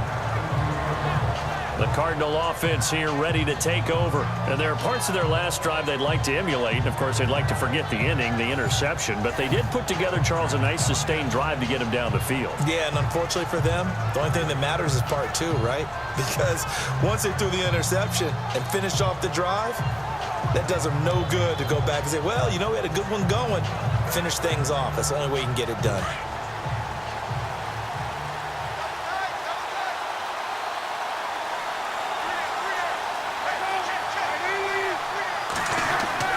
They go back to the air here after the INT on the last drive. And he'll get it up here this time to the 21. 5 yards on the catch there, brings up second down. Not a big window to throw. Coverage wasn't too bad there. Yeah, they had him under wraps pretty well, but somehow able to muscle his way open and catch the ball. Second down now after the pass completion.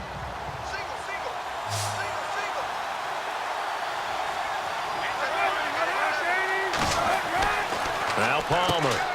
And Gresham, the tight end, brings it in. 5 yards is the pickup there as that extends this drive. The completion was given up, but that's why you play zone defense, so that you can have people around the ball when it's caught, and you don't give up much run after the catch.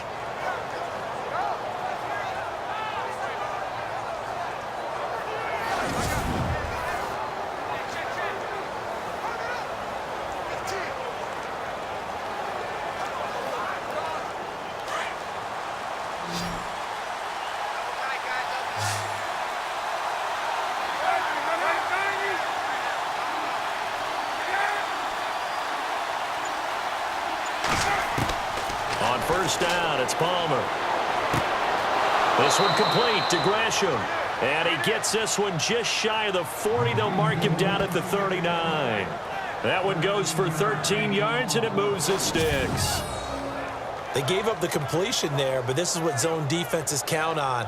Catching the ball and not much run after the catch.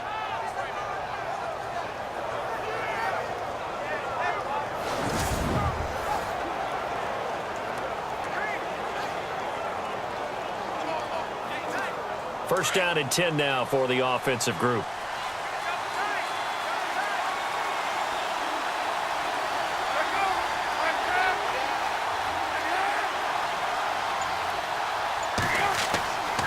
They'll hand it off now. Johnson. And he takes this up right near the 45-yard line. He'll get a nice chunk there on the first down run, and it's 2nd and 4. Frustrating for a defense, energizing for an offense. Finding a way to create that type of yardage in your running game, that'll make the guys carrying the ball very, very happy. And after the play on the ground, that brings up second down here.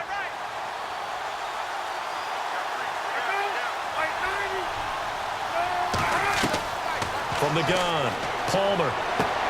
He gets it left side to Johnson. It'll be a 3-yard gain, and that'll bring up a 3rd and 1.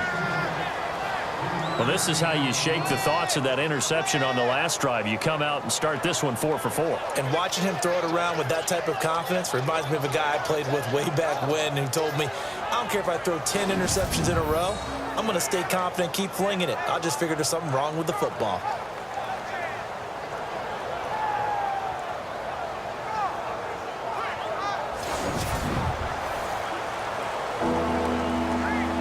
The Cardinals on 3rd down. Just 1 conversion in 8 tries. Not good. They need just a yard here. It's 3rd and 1. They'll try and run for it. Here's Johnson. And he'll lose yardage here. Back at the 47. That'll make it 4th down after a loss of 1. Another down on the scoreboard, but the urge to go for it is almost irresistible here on 4th and short. Yeah, I know they're on their own side of the field. I was going to say. Normally I would say punt the ball away, but I'm feeling it. I say go for it.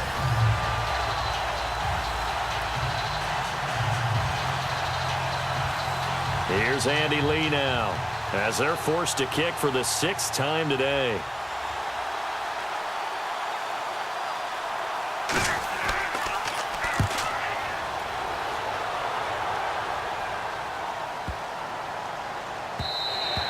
And that one hits a little too close to the goal line, and it continues into the end zone for a touchback.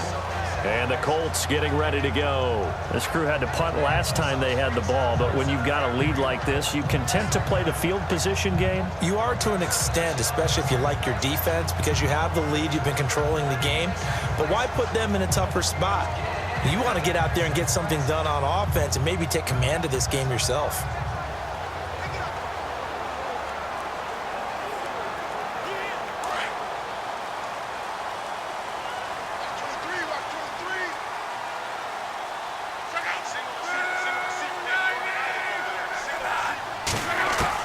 On 1st and 10, Locke. And it's a short one here, complete to his tight end. And he'll be out of bounds at the 25-yard line. 5 yards on the catch there, brings up 2nd down. I think it's okay there. They didn't get a whole lot on that play, but it's nice to have a safety valve that's built like this guy. Big target, guy you can spot pretty easily. Put it on him when your other targets aren't open. 5 yards left for the offense. It's 2nd down.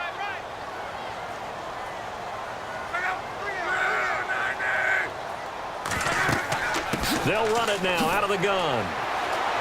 And he's able to plow forward up to about the 29, just shy of the 30. Calling a gain of 4 there, so it sets up a big play here. 3rd and a yard. When you find that kind of yardage, you couldn't be more confident as a ball carrier. And guess what? You're going to go back and tell your offensive coordinator, I'd like to keep carrying it, thank you.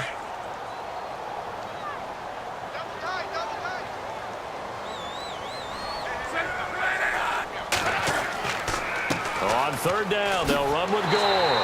And he's able to get the first before he's taken down at the 36. 7 yards there, good enough to move the sticks.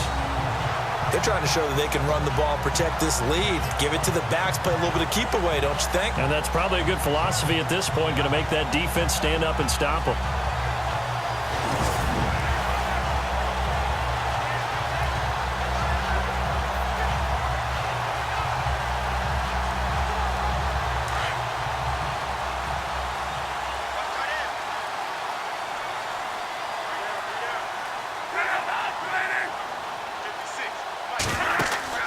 They go play action here on 1st down.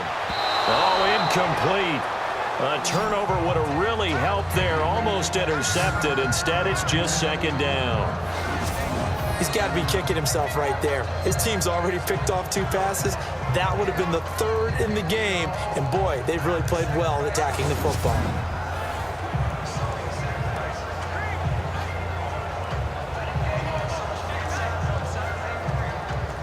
And on 2nd and 10 now. Watch left. Start right there.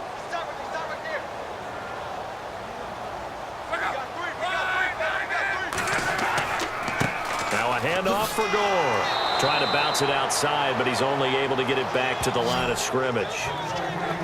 No gain on that one as it brings up a 3rd and 10. Well, he was stopped on that play, but he's had plenty of carries all afternoon. Every now and then the defense is going to win one, but I don't think they'll shy away from handing it to him the rest of the game. So a 3rd and 10, and defensively a dime look, 6 DBs. A shotgun snap for Luck. He's going to flip one out here to his running back. And he'll be taken down, but not before he gets into enemy territory. It's a gain of 20 and picking up the first. And with that last play, he's now up over that 300-yard mark. And in today's NFL, it almost feels routine. And I hate that when you talk about a 300-yard passing game. To me, 300 yards still signifies excellence, and he's achieved that in this performance.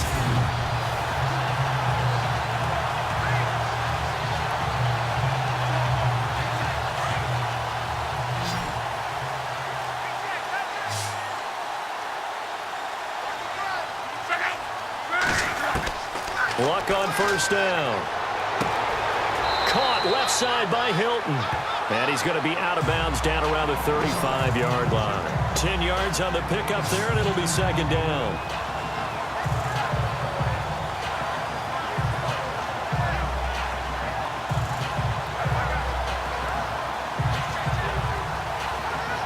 So they complete the pass, and now they face a second down.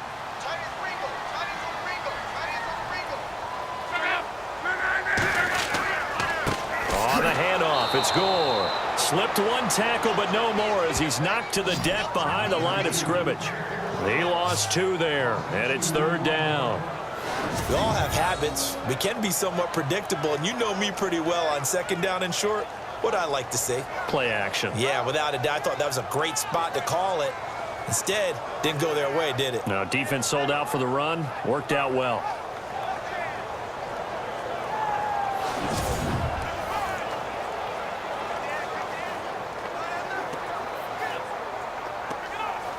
They're trying to keep the drive going. This will be play number 8. It's 3rd and 2.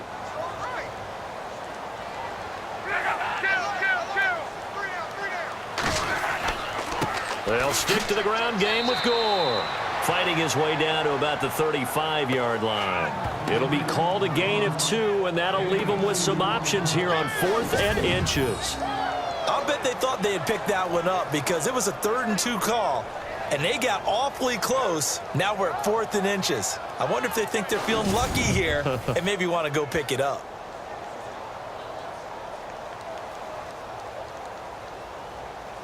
Vinatieri now on to try the field goal for the Colts. This will be kicked from the 42. It's a 52-yard attempt.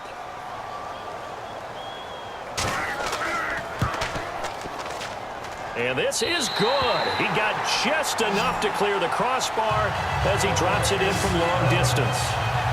And that will extend their lead even further. So making 4 out of 4 now in the field goal department, and he's able to extend their lead. When drives have bogged down, he's been automatic out there. So nice to have a kicker you can count on to put points on the board.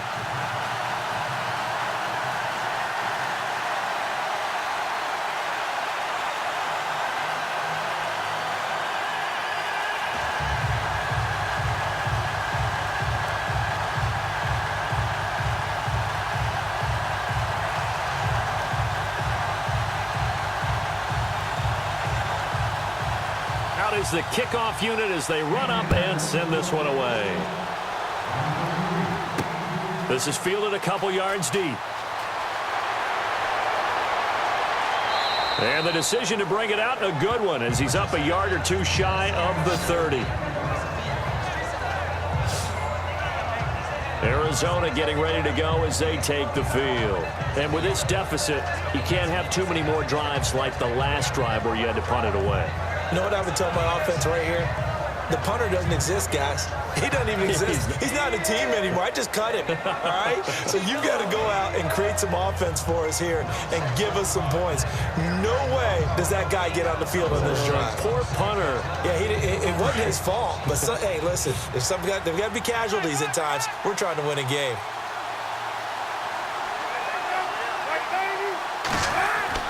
On 1st and 10, it's Palmer. Incomplete. When we talk with people about what we think the most important quality for an NFL quarterback to possess, what do people usually say? Arm strength. And he showed the arm strength there. Yeah, pretty good bullet pass he threw, but he wasn't accurate, was he? No. Listen, you like mobility, but accuracy, first and foremost, is what a quarterback needs. He didn't possess it on that play. 2nd and 10. It's Palmer again. And he'll be brought down by the Colts. Jabal Sheard from that outside linebacker spot. He's able to get in there for a loss of 9. And I know it seems like we say this a lot in broadcast booths, but a quarterback can hold on to the football too long in these situations. I think he did right there. Oh, I agree with you totally. Sometimes you have to understand situations. Get rid of the football, save some yardage to make it less to gain for the next down. Instead, he was so hipped on ball security, he held on to it and took a big sack.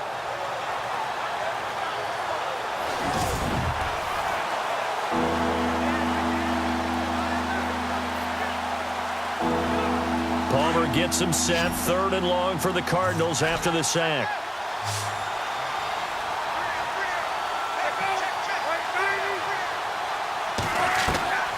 From the shotgun, it's Palmer. And that one not to be. It's incomplete.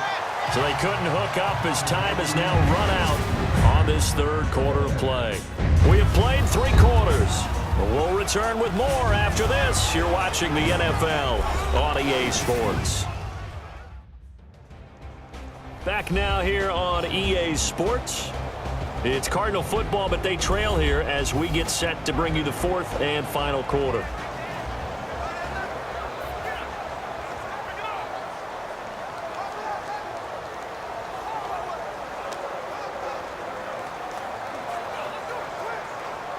Here's Andy Lee now as the drive goes backwards, so he's on to punt it away.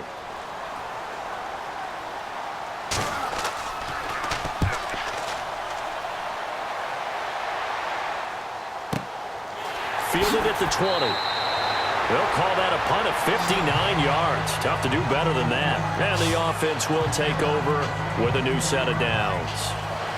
And now Indianapolis set to take the field. And they're not going to play this conservative, I don't think. They had the field goal last time, and they're up, but they're looking to put a drive in the end zone. Oh, I agree with you totally. No one goes out on the field and says, all right, let's just settle for 3, except in certain situations, trying to ice a game, that sort of deal. Most of the time, it's end zone, and that's what you're thinking, and I believe that's exactly what they're thinking as they begin this one. Yeah, no quarterback ever goes out there saying, hey, let's get 3, right? Not one that I've ever met. On the counter, Gore. And he'll go down right at the 30-yard line. Give him 5 on the carry there, and it'll be 2nd down. Brandon, it's all about pace and tempo now for them. They've got the advantage, so I'm going to put musical terms for you. You don't want to go prestissimo. That's too quick, too lively, right? But you also don't want to slow it down too much. You don't want to go lento. What you really want to be is moderato. Nice and even, nice and steady, get those gains, and close out the game. I think that chicken parm from last night's gone to your head. And down he goes, but he takes it up to the 40. A gain of 11 that time, and a Colts 1st down. Do my eyes deceive me, or is he getting stronger as this game moves along? First seems just as good here in the 4th as it was way back in the 1st, doesn't it? I do believe someone put a lot of time in the offseason and continues to condition during the season in order to continue to carry the ball at this rate. So it'll be 1st down here after the run.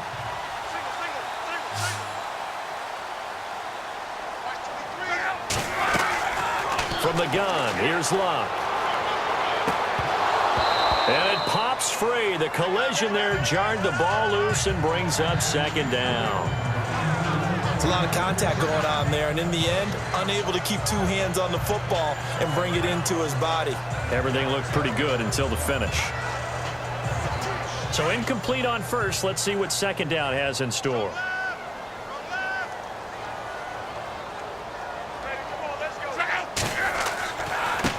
Now Gore. And not much room to operate as he'll get this up only to about the 41. 1 yard, the official pickup there, so it's going to set up 3rd and 9. The 4th quarter here, they've got the lead. They want to keep it on the ground. That's what they're doing. Smart football. Keep the clock grinding. Keep it going. But you got to figure now, they're going to see more people stacked up at the line of scrimmage as they try and bleed it out. Throwing on 3rd down, Luck. And he'll just toss it away. So he throws it away, and that brings up 4th down. What's the old adage? Be quick, but don't hurry? Well, that went right out the window there. He was hurried, harassed. That ball had to be gotten rid of, otherwise he was going to get sacked. The Colts send out their punter as he's on to kick it away.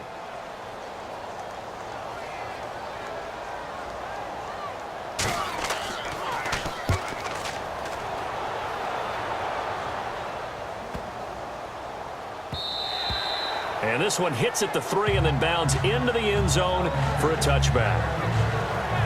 Arizona getting ready to go as they take the field. And on the last go-around, they really couldn't get anything going. They had to punt from deep inside their own territory, which means you're going to lose the field position battle as a general rule. What they're looking for now is a little more consistency, move the ball at least a few times on offense, get a couple of first downs, and hopefully flip the field. Yeah, just something to build off of. That's what they're looking for here.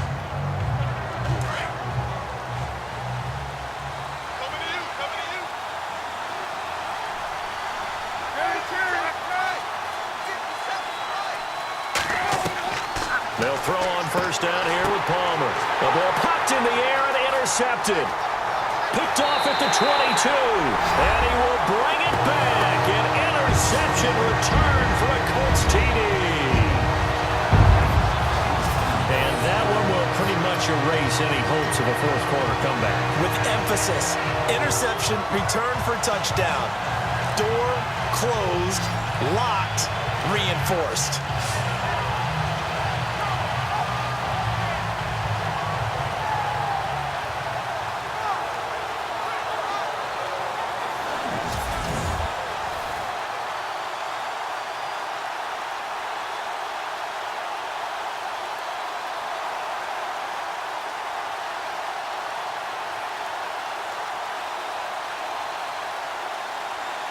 Vinatieri now for the point after.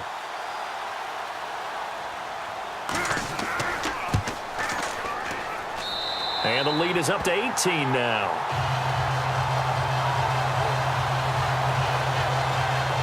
A heck of a play there defensively, getting the interception, navigating his way into the end zone for the touchdown.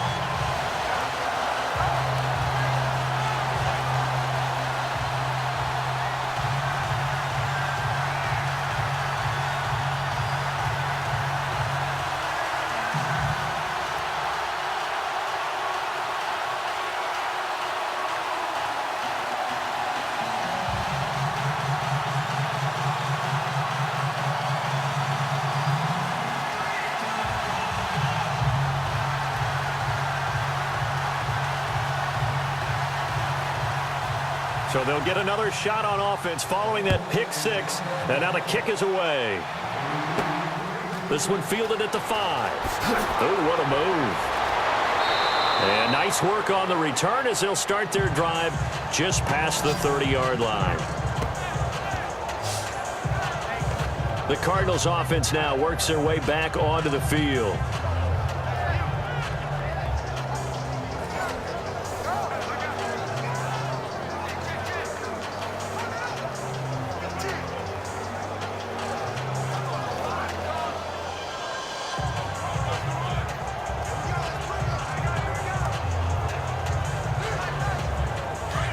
And on the outside, they're playing press coverage.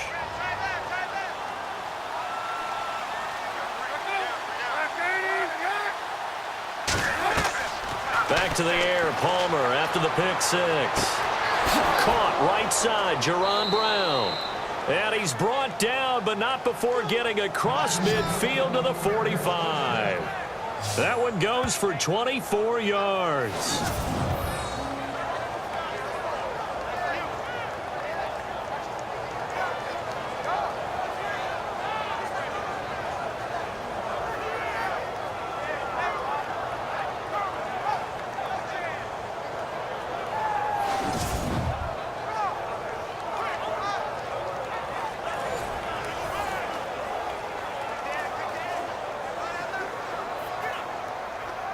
Offense comes to the line now, 1st and 10.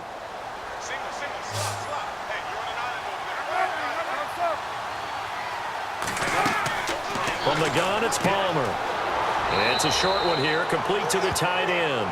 A gain of 6 there on first. You got the big lead defensively. Willing to give them that underneath stuff, right? And this is why you work on your tackling. Tackle them after the catch, inbounds, keep the clock running. Just go ahead and bleed the game out that way.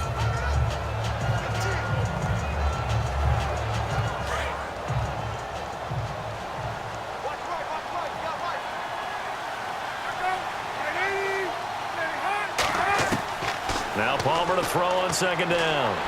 And no escaping this time as he'll go down. They got him for a sack. Jonathan Bostic in there to drop him, and it'll be a loss of about 8. You know, on these types of plays, we're always looking to assess blame. Okay, where did it break down? Sometimes it's just a great play.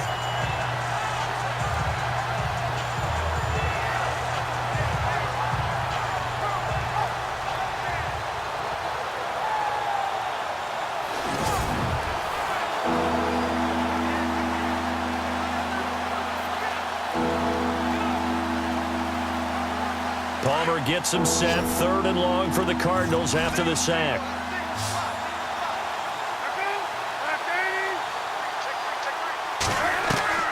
Operating from the gun, Palmer, and Gresham has it left side. And he'll be taken down at the 44-yard line. They get only 4 that time as that leads us to a 4th down. Did they maybe play that too safely on 3rd down? I know you don't want to just throw a ball blindly downfield, but that didn't help them a whole lot. I think they probably said if it's open, take the shot. If not, get something safe because we do have 4th down to try and pick it up. Their already slim hopes are going to ride on this one. They'll go on 4th down. And we've got movement by one of the big boys up front for Arizona. Flag comes in. False start. Offense. That's going to set him back 5 yards. Still 4th down.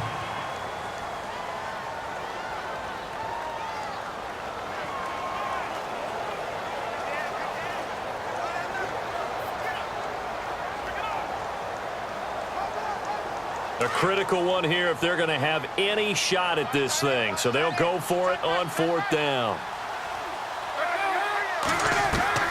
Got to try it here. He's back to throw.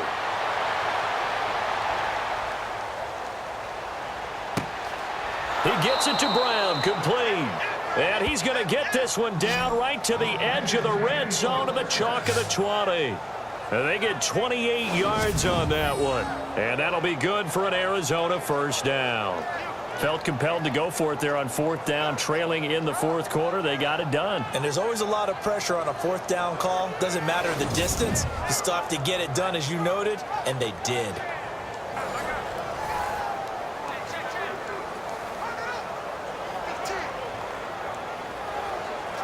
And now a 1st down following that long gain.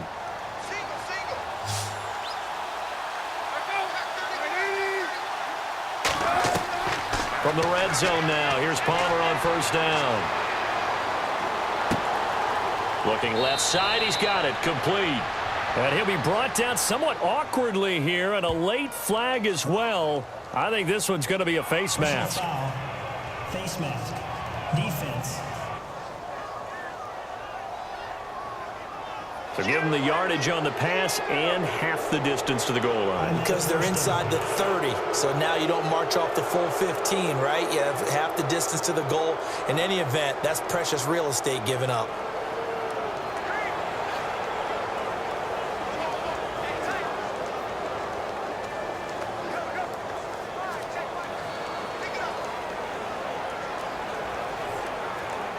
So now it's 1st and goal.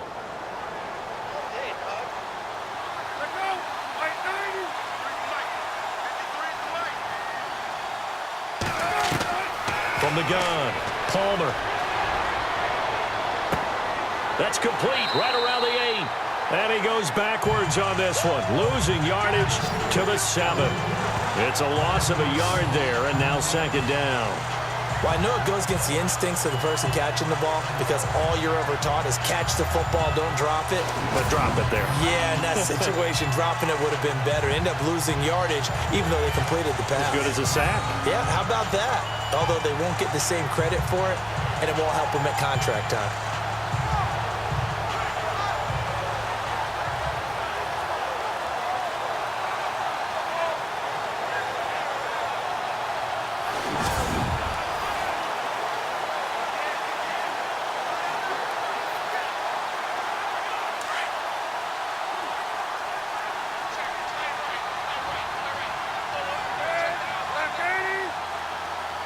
Second and goal from the 7. They'll run it now out of the gun. And they'll be driven back here, losing yardage to the 9. They'll lose a yard, and it brings up 3rd. And they have really been able to contain AP, and because of it, they've got the lead here in the 4th. And they've done a really nice job in this game. A lot of group tackling. Rare that one guy gets him on the ground consistently. They've done an excellent job of containing him in this game. They gotta have 6 here. It's 3rd and goal. And we've got movement by one of the big boys up front for Arizona. Flag comes in. False start. Offense. So this will be accepted as it moves the offense backwards.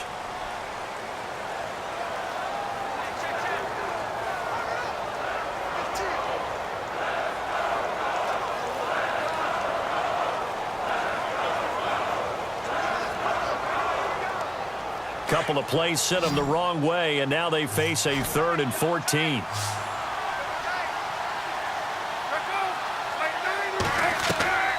Operating from the gun, Palmer. This will be caught at about the 6. And he's going to be brought down just shy of the 5 at the 6. They do get 8 out of the pitch and catch. However, it's 4th down. Completed pass brings up a 4th down situation. Do you play analytics on this one? Well, you know, what do your analytics tell you about going for it here? I wonder what they would say. They tell me you're down by this margin 4th quarter, you're going.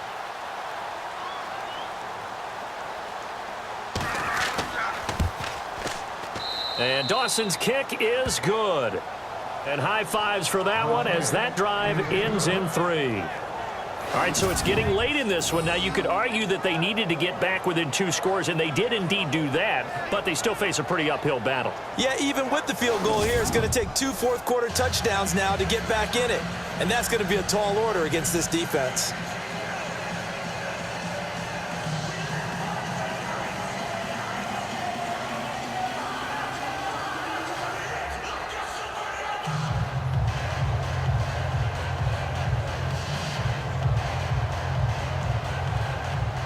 Now after the made field goal, here's Dawson back out now to send this one away on the kickoff.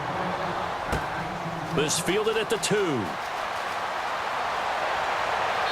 And nice work on the return as they'll start their drive just past the 30-yard line. Here comes the Colts offense now as they make their way onto the field. They've got the lead. Last time had to punt it, though. What's the key to this drive? I think it's leverage. Leverage. Big guys up front. You know the motivational speech on the sideline is, guys, give us an opportunity. Protect the passer, create space for our runners, and let's go ahead and get these guys. Low man wins. Let's go do it on this drive. We'll watch that leverage on this drive. Looks like the defense in press coverage here.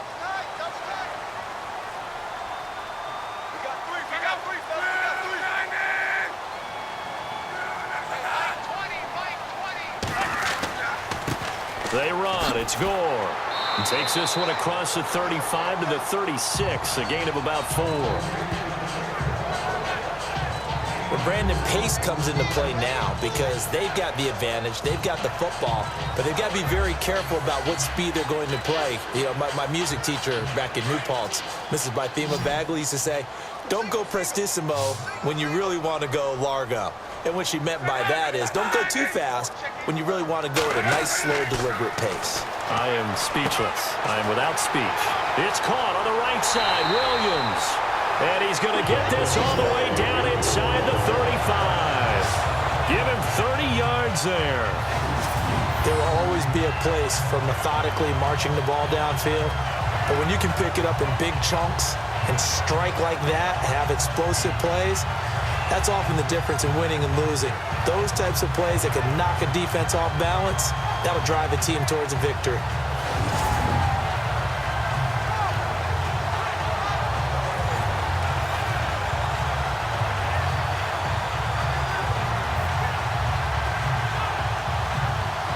So after that big play, let's see if they can catch their defense maybe on their heels.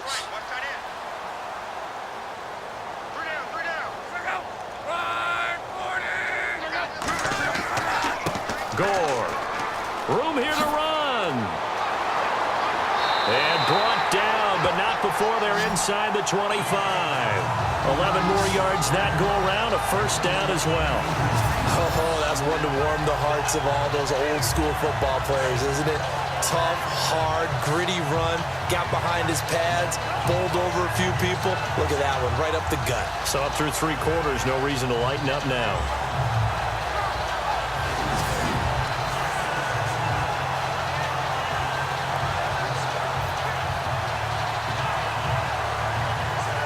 And a new set of downs here after picking up the first on the ground.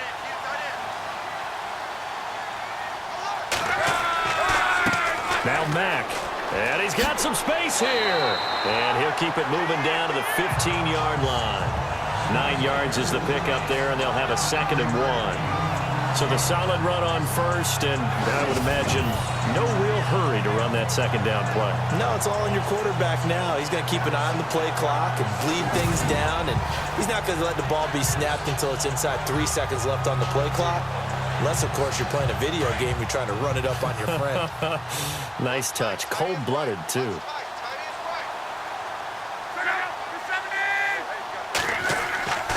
They keep it on the ground. Mack again. No dice this go-around. He's hit behind the line and taken down. And they'll lose a yard that time, and that's going to lead to a 3rd down. Brandon, it's clearly a running situation when you're up in the 4th quarter. They're going to have to stack the box and make it difficult for them to move the ball. Made it very difficult right there. Now they need to repeat that effort. Yeah, bring 7, 8, 9, whatever it's going to take to slow them down.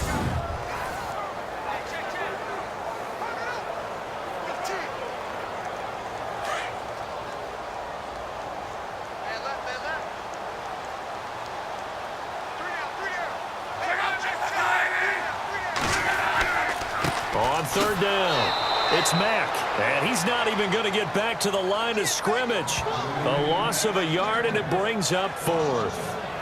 Yeah, let me puff out my chest a little bit, even though I'm not rooting for either team. That was a really nice defensive play. It's awfully fun to watch, even in an offensive game.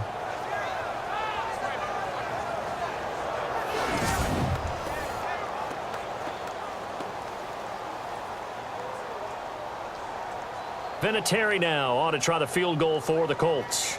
This to make it a 3-score game late.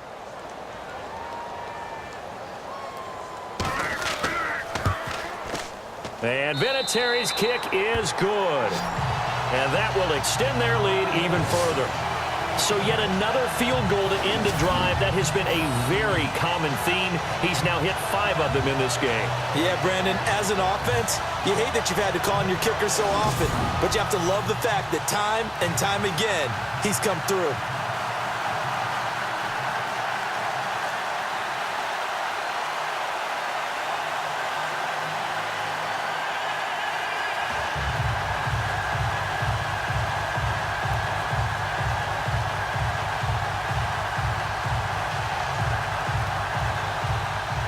The kickoff unit is out on the field, and they will send this one away. This will be taken in at the 1. And he'll take this one near the 25, call it the 26-yard line. Here's the Arizona offense now as they get set to take over. And last time they got 3 points, but it was a chip shot field goal. And when you go to the sideline after a chip shot field goal, maybe the offense not too happy. It's a balancing act, isn't it? Because you're exactly right. They're none too pleased that they didn't punch it in for 6 points. But they also have to remember they did put points on the board. 3 points is 3 points. And in this league, you take points when you can get them. Not easily done. Looking to jam the receivers at the line here. Press coverage look defensively.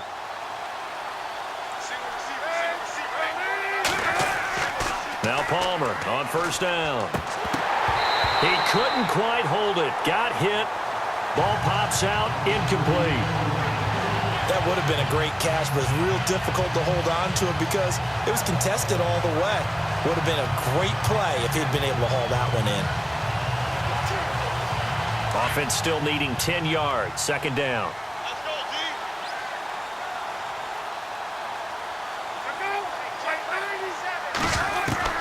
Throwing again. Palmer. And he's taken to the ground, but he was pulled down by the face mask. Here come the flags. And I believe this is going to be a 1st down. Personal foul. Face mask. Defense. So that flag will cost him 15. And it doesn't matter anymore how you get the face mask. Any part of it is going to be 15 yards.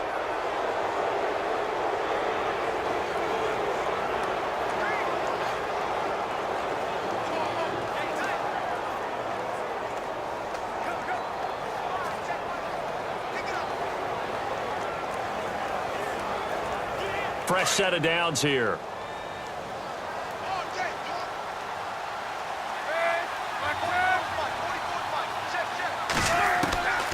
Out of the gun, Palmer. Throw left side complete. It's Johnson. Give him 12 yards on that one. It earns him a fresh set of downs. He's having a big game through the air, and sometimes those smart decisions just dump it off. That's how you continue to have big games through the air. I agree totally. That's a great analogy, a great way to put it, because he doesn't get too greedy where everything has to be pushed downfield, trying to create big plays that aren't there. You dump it off and take that nice gain, and things add up, and now you have the kind of game he's having. So here we go, 1st and 10 now.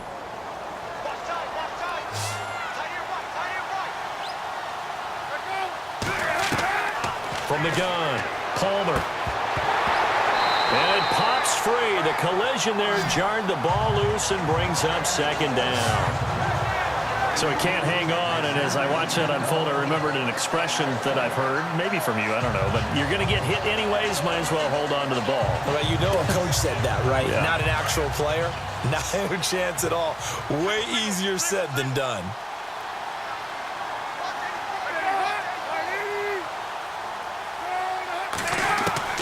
Second and 10 now, and it's Palmer. Fitzgerald's got it right side. And taking it across midfield and inside the 45. The two old workhorses, Palmer and Fitzgerald, connecting there for a Cardinal first. I know we just saw a nice throw and catch, but how about the big guys up front buying that time? Yeah, that's exactly what they did. They created time and allowed the space to happen, and it turned into a really nice play.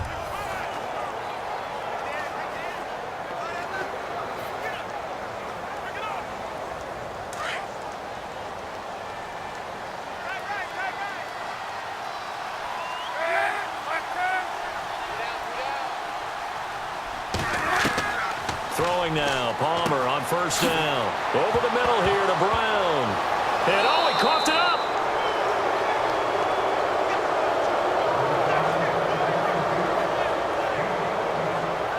And the defense not able to get it. From a defensive perspective, what's that moment like when you realize the ball is loose? It is a moment where all concentration goes right to the football. This is something you've talked about in all your preparation for the game. You probably talked about since training camp. Knock the ball free, take it away from the other team, and now you have that chance. It's a little bit of deflation when they end up recovering it. They knocked it free, but couldn't take it away.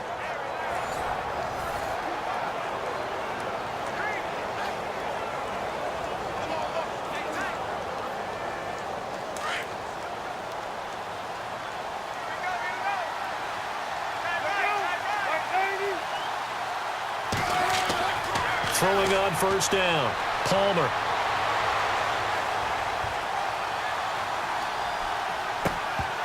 He couldn't quite hold it. Got hit. Ball pops out, incomplete. Truthfully, I thought the offensive line did an excellent job on that play. We know they can only hold off pass rushers for so long. I thought they did a great job keeping them at bay for a long, long time, even though he was hit at the end of that play. 2nd down following the incompletion.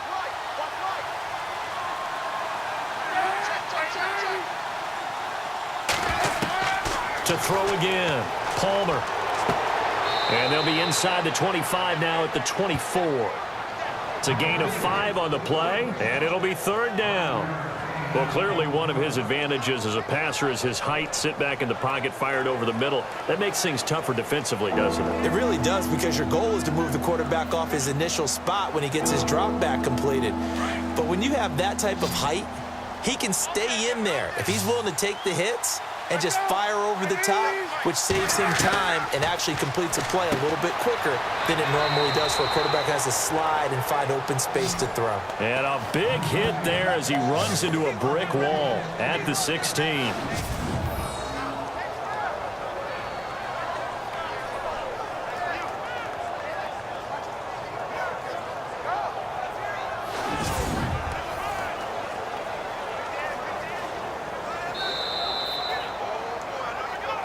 Time for a break.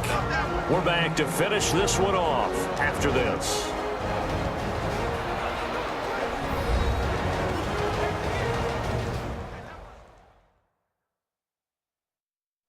So the Cardinals, they've got the football here as we get you reset. And let's see what they've come up with offensively after having time to talk it over.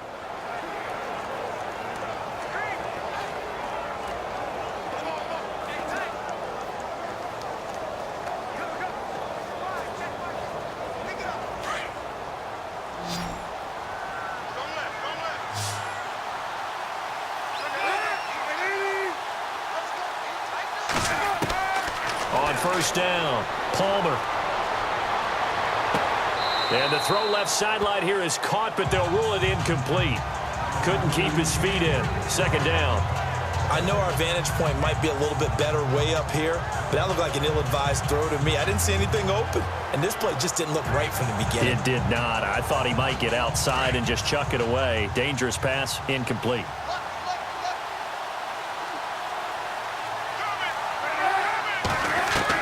Second and 10. It's Palmer again.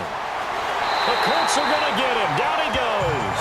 Henry Anderson in there to make the sack. He buries him for a loss of 10. Now Palmer on third and long. And unable to connect on the long pass. It falls down incomplete.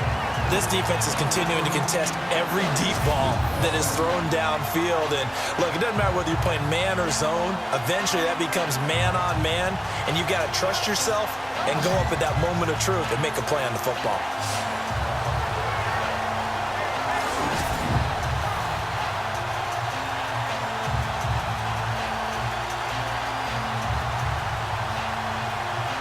And they're indeed going to go for it here on fourth down. So trailing here in the last quarter. Let's see how this plays out. And looked like some movement there. Let's get the call. False start, offense. So that one will be accepted.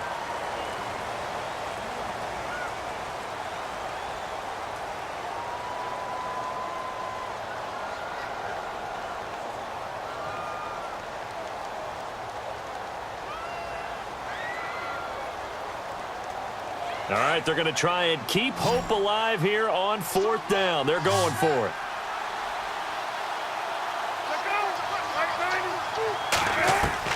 As expected, they're going for it to keep the drive alive. And he can't get away from the pressure. Palmer sacked. Jonathan Hankins coming hard that time. He's able to run him down for a loss of 12. So they tried to go for it for pride, but it really wouldn't matter. This one, it was already determined. No doubt about it. This one was over a while ago.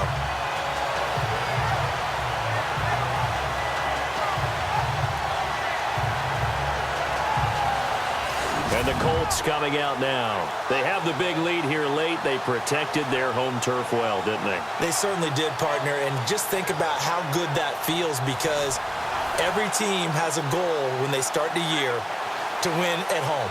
All right, and sometimes you don't win all of them, but they managed to get that done today. Just think about your routine stays the same. Everything's familiar. You feel right going into the game, and they translated that into a win. They did indeed. They protected the home field, and now the final stages.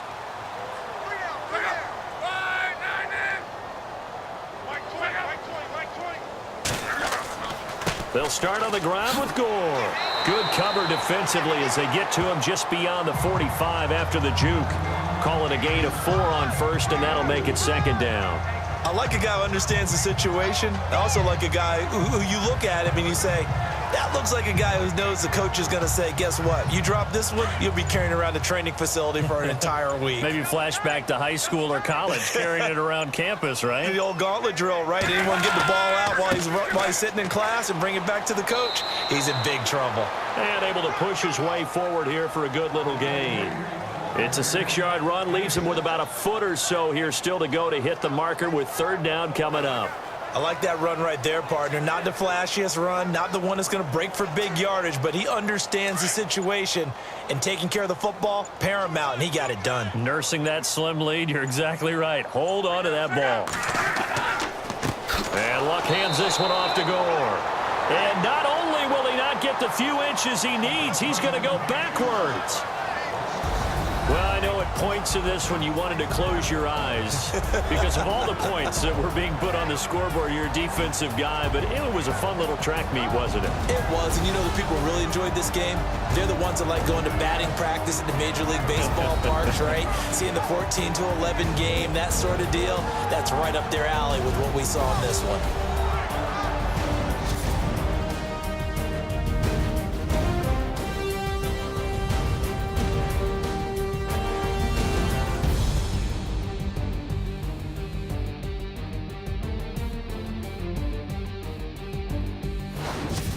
So that'll do it for my partner, Charles Davis, and the best darn crew in the industry. I'm Brandon Gaughton. This has been a presentation of the NFL on EA Sports.